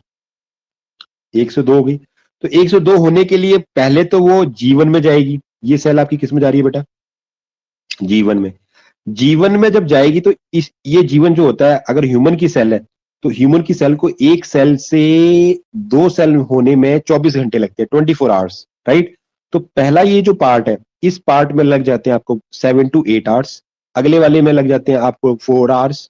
अगले वाले में फिर 6 से 7 घंटे लग जाते हैं। बाकी रिमेनिंग 1 घंटा जो है वो माइटोसिस के लिए। तो ये वाला जो पार्ट है, इसमें क्या है, जैसे आपकी सेल ने डिसाइड कर लिया कि भाई मैंने करना है डिवीजन, सेल आपकी सोच रही है कि मैंने करना है डिवीजन, राइट। तो आपकी सेल पहले जाएगी G1 फेज में। G1 फेज के अंदर क्या होता है कि उसके पास जितना भी साइटोप्लाज्मिक मटेरियल है, जितना भी साइटोप्लाज्म के अंदर मटेरियल है, उसको वो करने लगती है डबल। क्योंकि आपको पता है, जब भी प्रॉपर्टी अगर आपने डिवाइड करनी है, तो प्रॉपर्टी जब भी पेरेंट्स, कोई फादर होता है और अपने 2 बेटों के बीच में, 4 बेटों के बीच में जब भी वो प्रॉपर्टी डिवाइड करेगा, तो वो करेगा इक्वल। ऐसा ना हो कि बाद में लड़ाई हो मेरे मतलब पेरेंट्स के जाने के बाद, है ना। तो सेम एज इट इज, ये सेल भी जब डिवाइड करती है तो G1 फेज के अंदर वो अपने आप को क्या करती है, अपना नंबर, जो जितना भी जो साइटोप्लाज्मिक जो उसके पास इंटीग्रेंट है, उन सबका नंबर डबल करती है, राइट। ये कर लिया उसने। उसके बाद वो जाएगी एस फेज में। एस फेज में वो अपने जेनेटिक मटेरियल को डबल करती है। वो अब इस वाले फेज में वो जरा भी छेड़ाखानी नहीं करती अपने साइटोप्लाज्म के साथ। वो सारा का सारा जो भी उसके डीएनए कंटेंट है, फॉर एग्जांपल उसके पास है 46 क्रोमोसोम, तो उसका डबल कंटेंट कर लेगी, 46 को वो कर लेगी 92 कंटेंट के बराबर, मतलब क्योंकि उसको 2 सेल बनानी है और दोनों को 46 46 देना है, तो 46 46 इज इक्वल टू 92। तो वो 92, अगर आप नंबर वाइज बात करो तो 92 आपके पास कंटेंट हो जाता है क्रोमोसोम का, राइट। और फिर वो जाती है G2 में। G2 जो फेज है, अब जो जीवन में जो बचा कुचा काम रह गया कि अभी भी कुछ ऐसा है कि जो कुछ साइटोप्लाज्मिक इंटीग्रेंट्स या ऑर्गेनील ऐसे हैं जो अभी भी डबल नहीं हुए, तो हम G2 में से फर्दर डबल कर लेते हैं। प्रोटीन होती है, बहुत सारी चीजें, माइटोकॉन्ड्रिया, बहुत जो भी सेल के अंदर होता है उन सबको हम फाइनली G2 में दोबारा उसको डबल कर लेते हैं। अब हमने क्या बात की बेटा, समझ आ गया सभी को? ये साइकिल समझ में आ गई? Yes sir. Yes sir. Yes sir. Okay okay, तो अब मैं बात कर रहा हूं कि मेरी जो सेल है वो G2 में अरेस्ट है, मतलब G2 से आगे नहीं जा रही। मैंने एक ऐसे सेल चूज की है जो जैसे वो G2 में आई और मैंने उसको अरेस्ट लगा दिया। अरेस्ट मतलब अब उसको आगे नहीं जाने दे रहा, एम फेज में नहीं जाने दे रहा, क्योंकि एम में चली गई तो वो 2 हो जाएगी, तो उसको G2 में मैंने अरेस्ट किया हुआ है। और दूसरी बात वो कैसी है, ई न्यूक्लिएटेड, मतलब मैंने उसका न्यूक्लियस ही निकाल दिया, मतलब ये एस फेज तो उसमें वैसे भी नहीं आया होगा क्योंकि मैंने उसका न्यूक्लियस तो निकाल ही दिया, तो एस फेज का तो यहाँ पे कोई इंपॉर्टेंस नहीं है, मतलब उसने जी फेज को किया होगा, जी फेज के बाद वो किसमें आ गई है, G2 के अंदर, राइट। अब क्या हुआ है देन, अब मेरी एक एम्ब्रियोनिक स्टेम सेल थी फ्रॉग की, उसको मैंने मिक्स किया है किसके साथ, G2 स्टेज के साथ, G2 सेल जो स्टेज में जो अरेस्टेड सेल है उसके साथ। तो अब क्या हुआ, जैसे दोनों को अटैच किया तो मेरी एम्ब्रियोनिक सेल का जो न्यूक्लियस था वो एंटर कर गया आपकी ई न्यूक्लिएटेड G2 सेल स्टेज के अंदर, है ना। उससे क्या हुआ, embryonic stem cell nucleus enter into the egg cytoplasm. अब ये इसमें सेल में एंटर कर गया, इसके पास तो न्यूक्लियस है ही नहीं, तो ये एंटर कर गया क्योंकि इसके पास सारा सामान है, साइटोप्लाज्म में तो होता है सारा कुछ, तो वो एंटर कर गया। अब जैसे ये इसके अंदर एंटर कर गई, इसके ऐड हो गई, तो ये जो सेल है अभी कैसे बिहेव करिए, बिहेव लाइक अ जाइगोट। ये कैसे बिहेव करिए बेटा, जाइगोट की तरह, और आगे फर्दर ये पूरी चीजों को बनाएगी। कोई दिक्कत बेटा, इस प्रोसेस को समझने में कोई दिक्कत आया आपको, कोई परेशानी बेटा? No sir. No sir. ठीक है, नो तो यहां हमने क्या बात की कि हमारे पास एक एम्ब्रियोनिक सेल है और एक बिना न्यूक्लियस वाली सेल है, तो मैंने इसका न्यूक्लियस उठा के इसमें डाल दिया। अब आपको पता है जो एम्ब्रियोनिक स्टेम सेल्स होती है उसके अंदर पावर होती है, मतलब अब आप ये चीज पता लगा रहे हो कि ये जीनोमिक इक्विवेलेंस है यहाँ पे, मतलब इस सेल के न्यूक्लियस के अंदर कैपेबिलिटी है, मतलब ये सेल किस फीचर वाली होगी, महिमा आंसर दो। ये जो न्यूक्लियस है ये किस फीचर वाला होगा, क्या वो यूनिपोटेंट है, मल्टीपोटेंट है, प्लोरीपोटेंट है या टोटीपोटेंट है? Totipotent. Very good very good. तो वो कैसा है बेटा, टोटीपोटेंट। तो मतलब ये न्यूक्लियस सब जानता है। जैसे ही मैंने इस न्यूक्लियस को ऐड किया एक सिर्फ G2 अरेस्ट वाली स्टेज के अंदर, तो इसने फर्दर पूरी एक बॉडी बना दी। मतलब पहले, अब आपको पता है फ्रॉग है तो फ्रॉग से पहले टैडपोल बनेगा, टैडपोल लार्वा के बाद क्या बनेगी, उसकी एक एडल्ट स्टेज बनेगी जो लैंड पे रहेगी। ये तो पानी में रहती है, एक्वाटिक होता है, ये एम्फीबियन है ना, तो ये फिर बाद में क्या बना लेगा, एडल्ट बना लेगा। चलो आगे चलते हैं। तो कंक्लूजन क्या निकला मेरे पास, कहता कंक्लूजन ये निकला कि nucleus, that is nucleus as a complete genomic equivalence, मतलब न्यूक्लियस के अंदर पूरी की पूरी जीनोमिक इक्विवेलेंस होती है, राइट। दूसरी, no information lost from the और irreversible change in the DNA और nucleus, cytoplasmic environment around the nucleus can modified its fate. तो वो कहता है पहली बात कि न्यूक्लियस एज कंप्लीट जीनोमिक, सबसे बड़ी बात कि न्यूक्लियस के पास कंप्लीट जीनोमिक इक्विवेलेंस होती है, बैलेंस होता है, राइट। दूसरी बात, नो इंफॉर्मेशन लॉस्ट फ्रॉम और irreversible change in the DNA और न्यूक्लियस। वो कहता है कोई भी चेंज नहीं हो सकता, मतलब उसमें कोई चेंज, डीएनए या न्यूक्लियस के अंदर आप कोई चेंज नहीं कर सकते, उसकी किसी इंफॉर्मेशन को आप खत्म नहीं कर सकते। जो डीएनए है, अगर आपको पता है तो आप आपके न्यूक्लियस के अंदर 46 क्रोमोसोम है तो वो सब कुछ बना सकता है, क्लियर है। तीसरा, cytoplasmic environment around the nucleus can modified its fate. दूसरी बात उसने ये बात बोली है कि जो आपके साइटोप्लाज्मिक एनवायरनमेंट होता है, मतलब जो जैसा आपने साइटोप्लाज्म दिया है वो भी मैटर करता है न्यूक्लियस की फंक्शनिंग के लिए, तो वो उसके फेट को चेंज कर सकता है। अगर आप साइटोप्लाज्मिक एनवायरनमेंट जैसा दोगे उस आपका न्यूक्लियस वैसा वैसा बिहेव करेगा, कोई दिक्कत नहीं है। समझ आ रही बेटा, ये चीज समझ आ गई सभी को? Yes sir. रिपीट कर दो। मैं बोल रहा हूँ कि मेरे पास जो, हम क्या बात कर रहे हैं कि जो आपने ऊपर अभी जो फंक्शनिंग देखी उसमें आपने एक बात क्या की, आपने यहाँ पे क्या देखो, एक बार मैं आपको पैक लेके जाता हूँ, यहाँ पे हमने बात क्या की है कि मैंने उसको G2 स्टेज दी है अरेस्टेड सेल की, ई न्यूक्लिएटेड।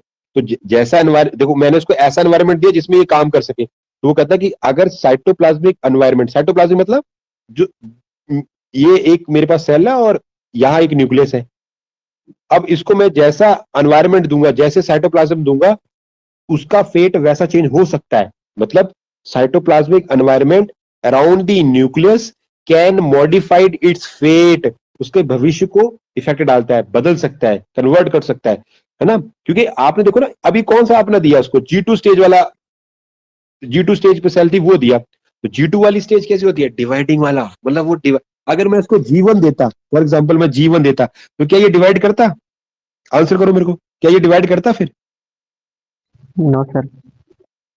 इसीलिए वो कहता है एनवायरमेंट भी इफेक्ट डालता है, कि जो आपका साइटोप्लाज्मिक एनवायरमेंट है वो भी इफेक्ट डाल रहा है, वो आपके न्यूक्लियस के फेट को मॉडिफाइड करने की पावर रखता है। क्लियर है बेटा सभी को? सभी को क्लियर हो गया, समझ आ रहा है? Yes sir. Yes. Neha ma'am कुछ बोल रहे हो आप? आपका माइक ऑन है, कुछ बोल रहे हो आप? No sir. Okay okay, continue करते हैं। अब हमारे पास आ गया सेकंड एक्सपेरिमेंट। पहला एक्सपेरिमेंट था रॉबर्ट ब्रिग और थॉमस का, राइट। और वो भी क्या प्रूव कर रहा था कि भाई जीनोमिक इक्विवेलेंस होती है स्टेम सेल के अंदर। अब हमारे पास दूसरा एक्सपेरिमेंट आ गया। जो दूसरा एक्सपेरिमेंट है वो किसने किया बेटा? इयान विल्मट ने, IANWILMUT। तो इयान विल्मट ने ये आपका जो प्रैक्टिकल है वो किया, और इसने भी प्रूव किया। इसने क्या बताया? ऑल टर्मिनली डिफिशिएटेड सेल्स, वो कैसी होती है? Totipotent, right. तो वो कहता है कि जो सारी की सारी जो टर्मिनल डिफिशिएटेड सेल होती है उनके अंदर भी टोटीपोटेंस वाला कैरेक्टर होता है। कैसे? इसने कैसे प्रूव किया इस बात को? इसने क्या किया, एक सेल लिया आपकी, राइट, ये आपकी ऊटर सेल ली उसने और रिमूव किया टर्मिनली, एक उसने टर्मिनली डिफिशिएटेड सेल ली हुई है। टर्मिनल मतलब जो लास्ट, जैसे फॉर एग्जांपल आरबीसी या कोई डब्ल्यूबीसी, कोई ऐसी सेल जो फाइनल स्टेज पे, अपनी फाइनल स्टेज के ऊपर है, उस सेल का उसने क्या किया। क्योंकि देखो अब कंफ्यूज मत होना कि सर आप पहले तो कुछ बोल रहे थे, आप कुछ आप और बोल रहे हो। कहने का मतलब क्या है, एक्चुअल में क्या होता है, मेरे पास कोई सेल है, फॉर एग्जाम्पल ये मेरे पास है लिवर सेल है। तो लिवर सेल है ये टर्मिनल, लेकिन इसके जो न्यूक्लियस है, क्या उसके पास 46 क्रोमोसोम है या नहीं है? रिप्लाई मी, रिप्लाई करो बेटा, कितने क्रोमोसोम है इसके पास? है सर। है ना? सर। है सर, तो उसके पास इस 46। हाँ, इस पर क्या है, नो डाउट वो टर्मिनल है, टर्मिनल स्टेज पर ये हमेशा जब भी डिवाइड करेगी तो लिवर सेल ही बनाएगी, बट इसके पास 46 क्रोमोसोम है। लेकिन चक्कर क्या हुआ है, यहाँ पर चला हुआ जीन रेगुलेशन, ओपेरॉन मॉडल पढ़ेंगे हम जेनेटिक्स के अंदर। तो जो लैक ओपेरॉन होता है जीन रेगुलेशन, उसके अकॉर्डिंग हम यहाँ किसी पर्टिकुलर क्रोमोसोम को ही एक्टिवेट रखते हैं, बाकी सारे के सारे स्लीपिंग मोड में चले जाते हैं। जैसे फॉर एग्जाम्पल 46 क्रोमोसोम है, तो 46 क्रोमोसोम में से आप ये मानो 45 क्रोमोसोम आपके स्लीपिंग मोड में है, राइट।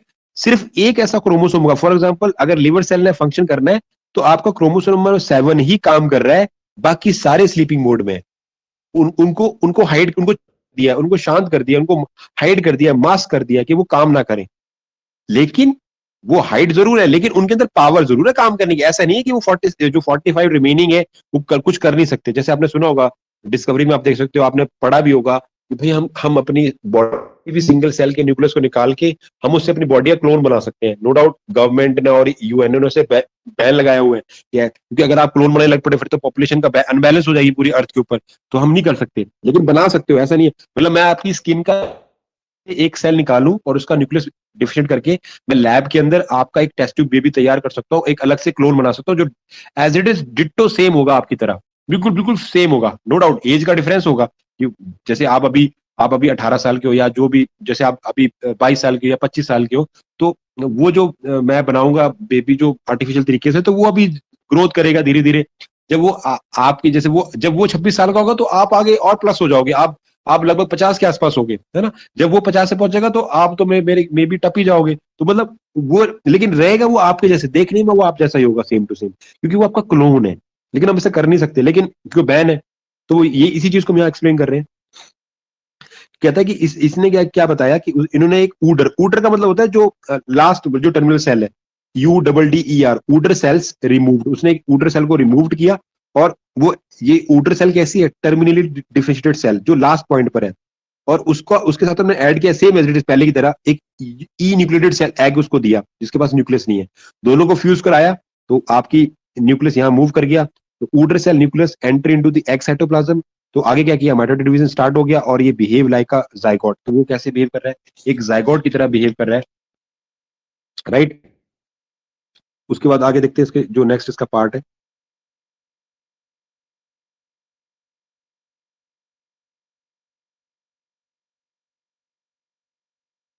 तो जैसे ही आपने वो एंटर करवाया, आपने क्या किया था अभी पीछे, पीछे आपने क्या किया हुआ बेटा कि आपने जैसे ही आपने एक ऊटर सेल ली ना, मतलब आपने ये एक्चुअली ऊटर सेल जो है वो आप किससे ले रहे हो, जो शीप होती है, शीप की सेल होती है उसे बोलते हैं ऊटर सेल। तो आपने शीप की टर्मिनल सेल को निकाला और उसमें न्यूक्लियस प्रेजेंट था, और उसके साथ ऐड एक ई न्यूक्लिएटेड सेल ऐड की और दोनों को फ्यूज कराया तो जाइगोट बन गया। अब वो जाइगोट आगे क्या बना रहा है,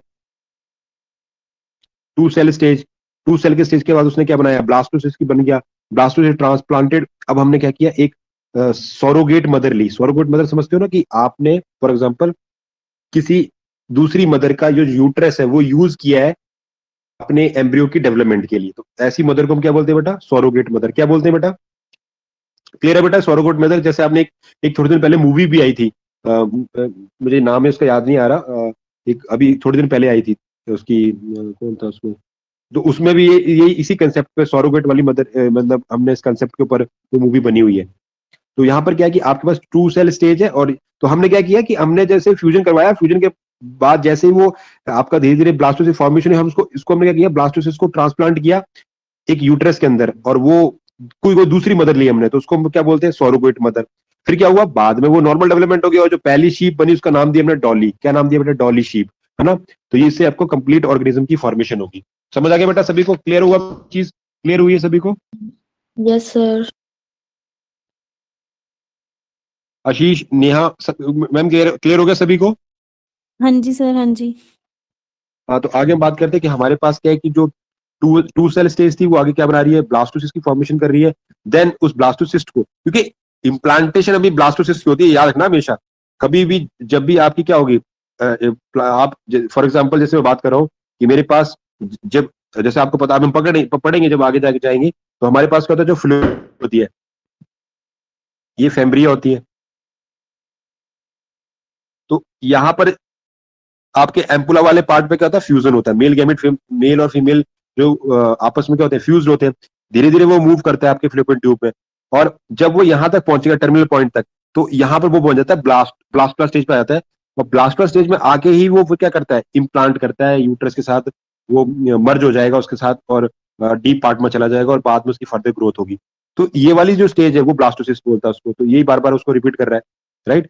तो हमारे पास क्या है कि जो आपने टू सेल स्टेज के बाद जैसे ब्लास्टो स्टेज बन जाएगी, ब्लास्टो स्टेज आपने कहाँ बनाई है, पेट्री डिश के अंदर ही, मतलब आप लाइब्रेरी के अंदर ही काम कर रहे हो, और उसको फिर हमने ब्लास्टो स्टेज को हमने कहाँ ऐड कर दिया, कहाँ इंप्लांट कर दिया उसको, एक हमने मदर ली है, दूसरी हमने ली उसके यूट्रस के अंदर, अपने ब्लास्टोसिस्ट को क्या कर दिया, ट्रांसफर कर दिया। तो जब आप ये कह सकते हो कि किराए पे लिया आपने, वो यूट्रस आपने किराए पे लिया होगा, रेंट पे लिया हुआ है, तो उसके अंदर आपने उसको इम्प्लांट कर दिया, तो ऐसी मदर को फिर क्या बोलोगे, उस शीप की मदर जहां पे आप काम करवा रहे हो, सॉरोगेट मदर। क्योंकि ना तो वो ओवम उसका था उस मदर का, ना ही बाकी चीजें सारी थी, तो वो आपने उसको क्या किया है, सिर्फ उसके यूट्रस को यूटिलाइज कर रहे हो अपनी इम्प्लांटेशन के लिए, तो उसको बोलते हैं सॉरोगेट मदर। तो बाद में जो डेवलपमेंट हुआ उसको बोलेंगे हम डॉली शीप, राइट।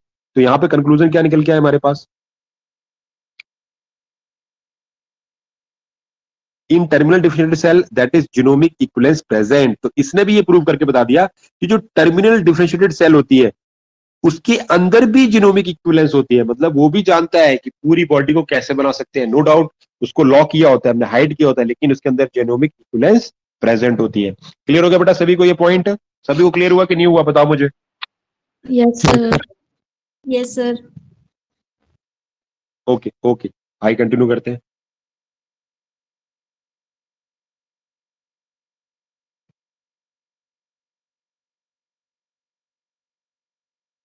अब देख लेते हैं बेटा प्लांट के केस में।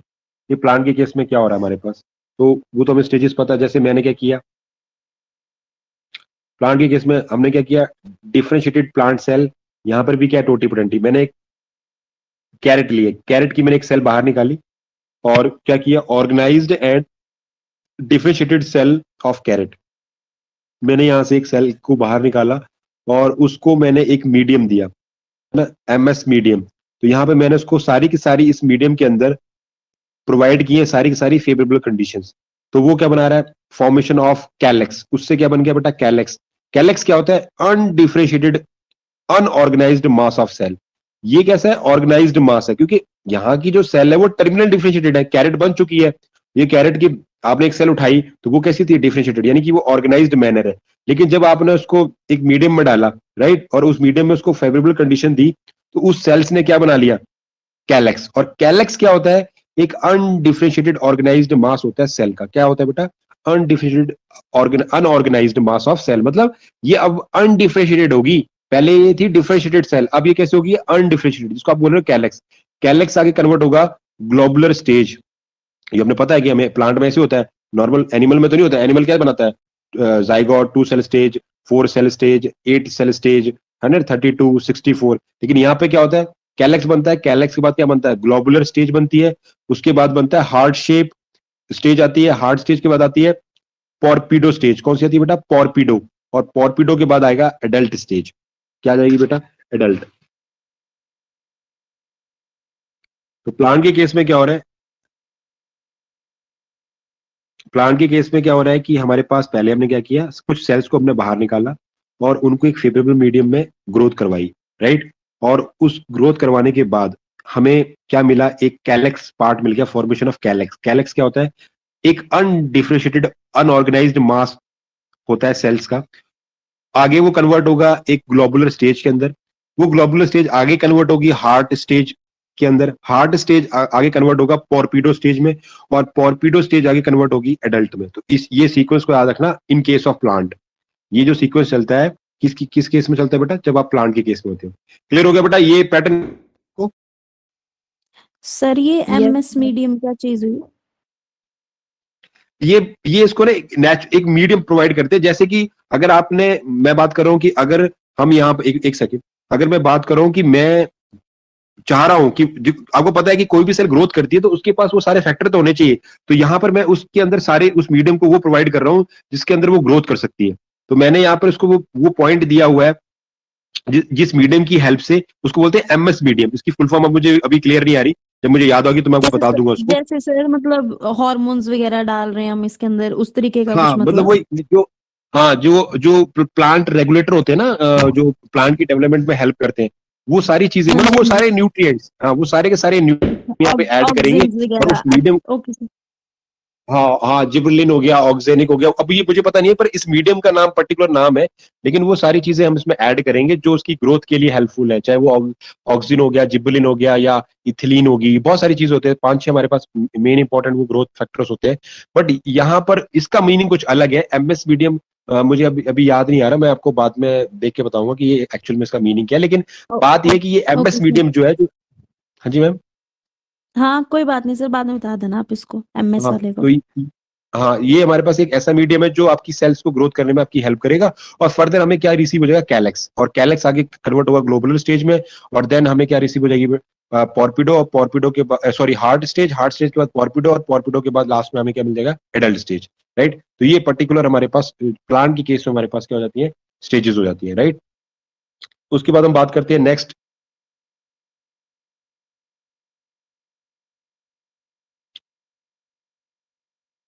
नेक्स्ट हम बात करते हैं हमारे पास नेक्स्ट जो सिचुएशन, आप नया जो टॉपिक है इसको हम बोल रहे हैं बेटा इंड्यूस्ड प्लूरीपोटेंट स्टेम सेल्स या आईपीएस। ये ऐसे क्वेश्चन आपको ना ऐसे पूछेगा, वो एब्रीविएशन फॉर्म में, नॉट ऐसे कि क्लियर फॉर्म में नहीं पूछेगा।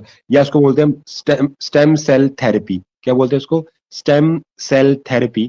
तो यहाँ पर हमारे पास क्या है कि उसने बात की है कि जो इंड्यूस प्लूरीपोटेंसी स्टेम सेल, तो यहाँ पर हमारे पास उसने क्या बोला है कि रीजनरेटिव मेडिसिन, और दूसरी होती है थेरेप्यूटिक क्लोनिंग, राइट। इसमें हम क्या करते हैं, हमारे पास एक एम्ब्रियोनिक स्टेम सेल है और उसको हमने डिफरेंशिएशन करके किसमें कन्वर्ट कर लिया, सोमैटिक सेल के अंदर। हमारे पास एक एम्ब्रियोनिक स्टेम सेल थी और डिफरेंशिएशन की हेल्प से उसे हमने कन्वर्ट किसमें कर लिया है, सोमैटिक सेल, जो कैसी है, एक टर्मिनल डिफरेंशिएटेड सेल है, उसको बाद में हमने कन्वर्ट किया आईपीएस सेल के अंदर, जो आपके लिए कैसी है, रीजनरेटिव मेडिसिन जो की तरह काम कर रही है, या आपकी थेरेपेटिक क्लोनिंग में आपकी हेल्प कर रही है, राइट। ये प्रोग्रामिंग होती है, इसको हम आगे जब नेक्स्ट टॉपिक को कंटिन्यू करेंगे तब आपको और अच्छे से क्लियर हो जाएगा ये। तो इसमें क्या हो रहा है कि ये आपको आपने याद रखना है कि हमारे पास आईपीएस की फुल फॉर्म क्या होती है, इंड्यूस्ड प्लूरीपोटेंट स्टेम सेल। अब प्लूरी, मैंने आपको अभी थोड़ी देर पहले बात की, एक तो होती है टोटीपोटेंसी, टोटीपोटेंसी से जो सेकंड स्टेप है उसको क्या बोलते हो, प्लूरीपोटेंट। तो यहां हम क्या कर रहे हैं, इंड्यूस्ड कर रहे हैं, मतलब उसके अंदर पावर को बनाने के लिए हम उसे इंड्यूस कर रहे हैं, उसे उसे स्टिमुलेट कर रहे हैं। तो इंड्यूस्ड प्लूरीपोटेंट स्टेम सेल या स्टेम सेल थेरेपी। तो इसमें हमारे पास दो चीजें आती हैं, रीजनरेटिव मेडिसिन और थेरेपेटिक क्लोनिंग, मतलब इन दोनों की हेल्प से हम ऐसा काम करवा सकते हैं, आईपीएस वाला काम करवा सकते हैं। तो हमने इसमें क्या किया है, यहां पर हम क्या कर रहे हैं कि मेरे पास एक क्या है, एक एक एम्ब्रियोनिक स्टेम सेल है, कौन सी है, एक एम्ब्रियोनिक स्टेम सेल है, उसके अंदर हमने क्या किया, डिफरेंशिएशन। डिफरेंशिएशन मतलब हम उसको टर्मिनेट कर रहे हैं, उसको हम किसी एग्जांपल मैंने उसको बना लिया सोमैटिक सेल। सोमैटिक सेल है तो ये कैसी है, टर्मिनली डिफरेंशिएटेड सेल। कैसी है ये, टर्मिनली डिफरेंशिएटेड सेल। अब इसकी हेल्प से मैं क्या बनाऊं, आईपीएस सेल। तो उसको मैं बोल रहा हूं, उसकी हमने फॉर्मेशन की है, हम सोमैटिक सेल से क्या बना रहे हैं, आईपीएस सेल। वापस बार बना रहा हूं, फिर मैं इसको क्या कर रहा हूं, डिफरेंशिएट, फिर मैं इसको सोमैटिक सेल बना रहा हूं। मतलब आईपीएस सेल क्या है, एक मेरे पास एक ऐसी सेल जिसकी हेल्प से आप फर्दर कुछ नई चीजें बना सकते हो। तो ये आपकी हेल्प करेगी रीजनरेटिव मेडिसिन के अंदर और थेरेपेटिक क्लोनिंग के अंदर, राइट। ये चीज आ गई, ये क्लियर हो गया, सभी को क्लियर होगा ये वाला point. Yes sir. Yes sir. आगे देखते हैं। सर एक बार फिर से कर दो इसको एक्सप्लेन। ये एक्चुअल में क्या है मैम, ये एक सेकेंड, यहां हम बात कर रहे हैं, ये पॉइंट आगे कनेक्ट करेगा, ये एक अलग टॉपिक वहां पे थोड़ा सही हो जाएगा। यहां हम बात क्या कर रहे हैं कि मेरे पास आईपीएस है, यानी कि इंड्यूस्ड प्लोरीपोटेंट स्टेम सेल्स, मतलब इंड्यूस्ड, मतलब ये नेचुरल काम नहीं कर रही थी प्लोरीपोटेंस की तरह, आपने उसको इंड्यूस किया है, उसको बनाया है ऐसा काम करने के लिए, उसको आप फोर्स कर रहे हो। तो वो उसको फिर बोलते हो, एक तो होती है, एक नॉर्मल क्या होती है, नेचुरल होती है, प्लोरीपोटेंट स्टेम सेल। वो कौन सी होती है, जब आप ब्लास्टुला से आगे जाते हो तो वो सारी सारी सेल कैसी होती है, प्लोरीपोटेंट स्टेम सेल। लेकिन ये कैसी है, इंड्यूस्ड, आपने उसके अंदर या तो कोई ड्रग्स डाली होगी या कोई थेरेपी की होगी, उसकी हेल्प से ये बनी होगी प्लूरीपोटेंट स्टेम सेल। तो उसको हम बोलते हैं आईपीएस। क्या बोलते हैं, आईपीएस। या इसको आप और क्या बोल सकते हो, स्टेम सेल थेरेपी। क्या बोलते हैं, स्टेम सेल थेरेपी। मतलब आप स्टेम सेल बनाना चाहते हो, वो है नहीं, प्लूरीपोटेंट उसके अंदर कैरेक्टर नहीं है, पर आपने उसमें कुछ ड्रग्स देके या कोई थेरेपी करके हमने उसे कन्वर्ट किया। जैसे यहाँ पे मेरे पास क्या है, मेरे पास यहाँ पे एक सेल है एम्ब्रियोनिक स्टेम सेल, और उसे मैंने कन्वर्ट किया सोमैटिक सेल में, उसकी फॉर्मेशन की है आईपीएस के लिए। मतलब मैं इस स्टेम सेल को बना रहा हूँ, सोमैटिक सेल जो मेरे पास सोमैटिक सेल है, ये टर्मिनेटेड डिफरेंशिएटेड सेल थी और उसको मैंने कन्वर्ट कर लिया आईपीएस सेल में, अपनी नीड के अकॉर्डिंग। मैंने एक सोमैटिक सेल को जो टर्मिनेटेड डिफरेंशिएटेड सेल थी उसे कन्वर्ट कर लिया किसमें, आईपीएस सेल में। तो ये जो प्रोसेस है, ये फिर इसके अंदर आता है, इंड्यूस प्लूरीपोटेंट स्टेम सेल। और इसमें आपके लिए कौन रिस्पॉन्सिबल है, या कोई मेडिसिन या कोई थेरेपी। अब क्लियर हुआ मैम थोड़ा सा। हाँ जी सर। हाँ, तो ये एक एक्चुअल में कैसी हुई आपकी रीप्रोग्रामिंग। हमने किया क्या, ये रीप्रोग्रामिंग की है। मतलब फॉर एग्जांपल स्टोमेटिक सेल बन चुकी थी, लेकिन मुझे कुछ प्लूरीपोटेंट सेल चाहिए, तो मैंने उसका रीप्रोग्राम करके उसको कन्वर्ट कर लिया आईपीएस सेल में, और जो मेरी नीड थी उसे मैंने कंप्लीट किया। वो नीड कंप्लीट करने के लिए या तो मैं मेडिसिन की यूज करूं या कोई थेरेपी करूं, राइट। तो ये चीज है। अब आगे देखता हूं मेरी रीप्रोग्रामिंग के अंदर हम क्या क्या चीजें यूज कर सकते हैं जो आपके लिए बहुत इंपॉर्टेंट है। ये आपको बिल्कुल पीना है, मतलब ये जो मैंने बॉक्स के अंदर जो चीजें बनाई है ये आपको पी जानी है एकदम। रीप्रोग्राम के लिए हम क्या यूज करते हैं, ऑक्ट 3 या ऑक्ट 4, ये आपके फैक्टर है, बड़े इंपॉर्टेंट है, ये आपको एज इट इज याद करने पड़ेंगे। ऑक्ट 3 या ऑक्ट 4, और दूसरा है सॉक्स 2। ये दो आपके पास क्या है, जीन्स है। ये क्या करते हैं, maintenance of the pluripotency and block the differentiation. इनका काम क्या होता है, ये ब्लॉक कर देते हैं डिफरेंशिएशन को, मतलब सेल डिफरेंशिएट नहीं हो, सेल अपने स्टेम सेल फॉर्म में रहे। और क्या करते हैं, ये इनका मेन काम होता है इन दोनों ड्रग्स का, आपकी प्लूरीपोटेंसी को मेंटेन रखना। समझ आया किसी को, ये पॉइंट समझ आ गया। Yes sir. मतलब कि सर। अगर आप किसी भी सेल के अंदर OCT3 या OCT4 या SOX2 को ऐड करोगे ना, इन दोनों को जब आप ऐड करोगे किसी भी सेल को, तो उनके अंदर प्लूरीपोटेंसी मेंटेन रहेगी और वो अपने आप को डिफरेंशिएट नहीं कर पाएगी। मतलब जैसे मेरे पास है फॉर एग्जाम्पल हीमो, जो हमारे पास पहले वाली सेल थी ना, एच वाली सेल थी आपके पास, HSC, हिमेटोपोइटिक स्टेम सेल थी ना आपके पास, वो क्या बना सकती थी आपके लिए, सारी की सारी ब्लड सेल्स। तो अगर मैं चाह रहा हूं कि भाई अगर मैंने ब्लड सेल के ऊपर, यदि मैंने RBC या WBC के ऊपर ये डाल दिया, तो वापस से वो अपनी प्लूरीपोटेंसी को मेंटेन कर सकती है, और यानी कि उनके अंदर जो डिफरेंशिएशन था वो ब्लॉक हो गया, वो डिफरेंशिएट नहीं हो पाएगी।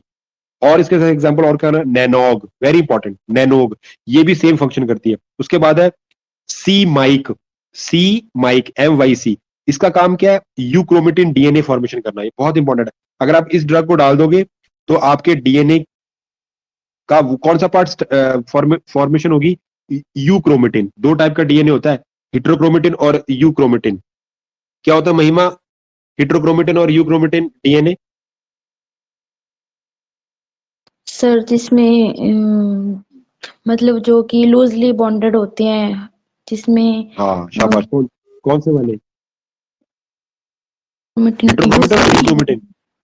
यूक्रोमेटिन को सर ट्रू क्रोमेटिन भी बोलते हैं। हाँ बिल्कुल। मेन फंक्शन क्या है कि जो आपका यूक्रोमेटिन है, एक्चुअल में क्या है कि जब हम बात करते हैं न्यूक्लियस के अंदर, ये आपका फॉर एग्जांपल न्यूक्लियस है, तो इसमें क्या है कि आपका जो जेनेटिक मटेरियल है, आपका जो DNA है ना, ये DNA आपका, तो इसमें क्या होगा,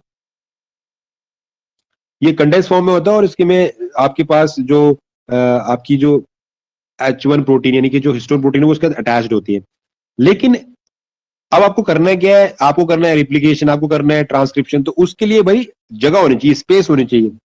तो जिसके पास, जहां जो DNA का वो पार्ट जो अपने पास स्पेस रखता है, पर हो पाएगा वो प्रोसेस, तो उस वाली जगह को जहां लूजली अरेंजमेंट होती है उसको बोलते हैं हम यूक्रोमेटिन। और एक्चुअल में जो यूक्रोमेटिन पार्ट होता है वो ट्रांसक्रिप्शनली एक्टिव पार्ट होता है। कैसा होता है, ट्रांसक्रिप्शनली एक्टिव।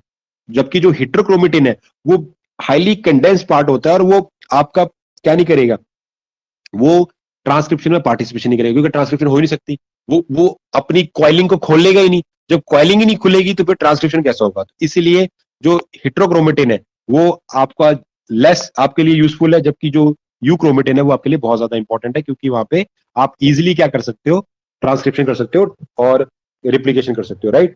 तो ये आपका इसका मेन मतलब होता है। तो जो सी माइक है, अगर आप ये ऐड कर दोगे तो यूक्रोमेटिन DNA की फॉर्मेशन हो जाएगी। और एक और आपके पास है KLF4। इसका काम क्या है, इनहिबिट दी सेल डेथ, ये सेल की डेथ होने से रोकता है। जो नॉर्मली जो सेल की डेथ होती है वो एक प्रोग्राम्ड मैनर होता है, आप किसी सेल की डेथ करवा रहे हो तो वो पूरी एक प्रोग्रामिंग होती है, उसको बोलते हैं एपोप्टोसिस। वो कल हम करेंगे, नेक्स्ट इनकमिंग टॉपिक्स के अंदर आएगा आपको एपोप्टोसिस। तो यहाँ पर क्या होता है, आपका सेल डेथ करवा रहे हो आप, है ना, तो उसके लिए आप जो यूज कर रहे हो उसे कहते हैं KLF4। तो हमारे पास टोटल ये रीप्रोग्रामिंग के लिए आपके पास ये टोटल कितनी 4 चीजें आपने यूटिलाइज की है। नंबर 1 इज OCT3 और OCT4 या SOX2, जिसका काम क्या है, पूरी फ्रीक्वेंसी को मेंटेन करना और डिफरेंशिएशन को ब्लॉक करना। नैनो का काम भी सेम है। सी माइक का काम क्या है, यूक्रोमेटिन DNA की फॉर्मेशन करना। और KLF4 का काम क्या है, इनहिबिट दी सेल डेथ। ये क्या करता है बेटा, आपकी सेल डेथ की इनहिबिटिंग करेगा, उसको, उसकी सेल की डेथ को रोकेगा, राइट। क्लियर हो गया सभी को? सर ये सारे केमिकल्स हैं कि जीन्स है मतलब? नहीं, केमिकल नहीं है ये, आपके पास एक्चुअल में ये आपके जो फैक्टर्स है, ये जीन्स फैक्टर है जो आपके पास ही होते हैं, मतलब आपके न्यूक्लियस के अंदर ही होते हैं, ये जीन फैक्टर है ये। Okay sir. चलिए, तो आज इतने करते हैं, क्योंकि जो नेक्स्ट टॉपिक है वो काफी लंबा है, तो उसको हम कल कंटिन्यू करते हैं। आज की सुबह करते हैं, मतलब कल तो क्या सुबह ही होगा अभी ये जो अगला नेक्स्ट पार्ट है। आज तक आपने यहाँ तक ही करना है कंप्लीट इसको, और अपने खुद के जो हैंड रिटन नोट्स है साथ साथ में कवर करते रहो, ठीक है। तो आज इतना ही करते हैं। अगर डाउट है तो पूछ लो, अभी आपके पास टाइम है तो कोई दिक्कत नहीं है, आप अभी जब आपकी क्लास ऑफ हो जाएगी उसके बाद आप डाउट ले सकते हो, कोई दिक्कत नहीं है, ठीक है। Okay sir. ठीक है okay sir. Sir. Okay okay, good night. Good night.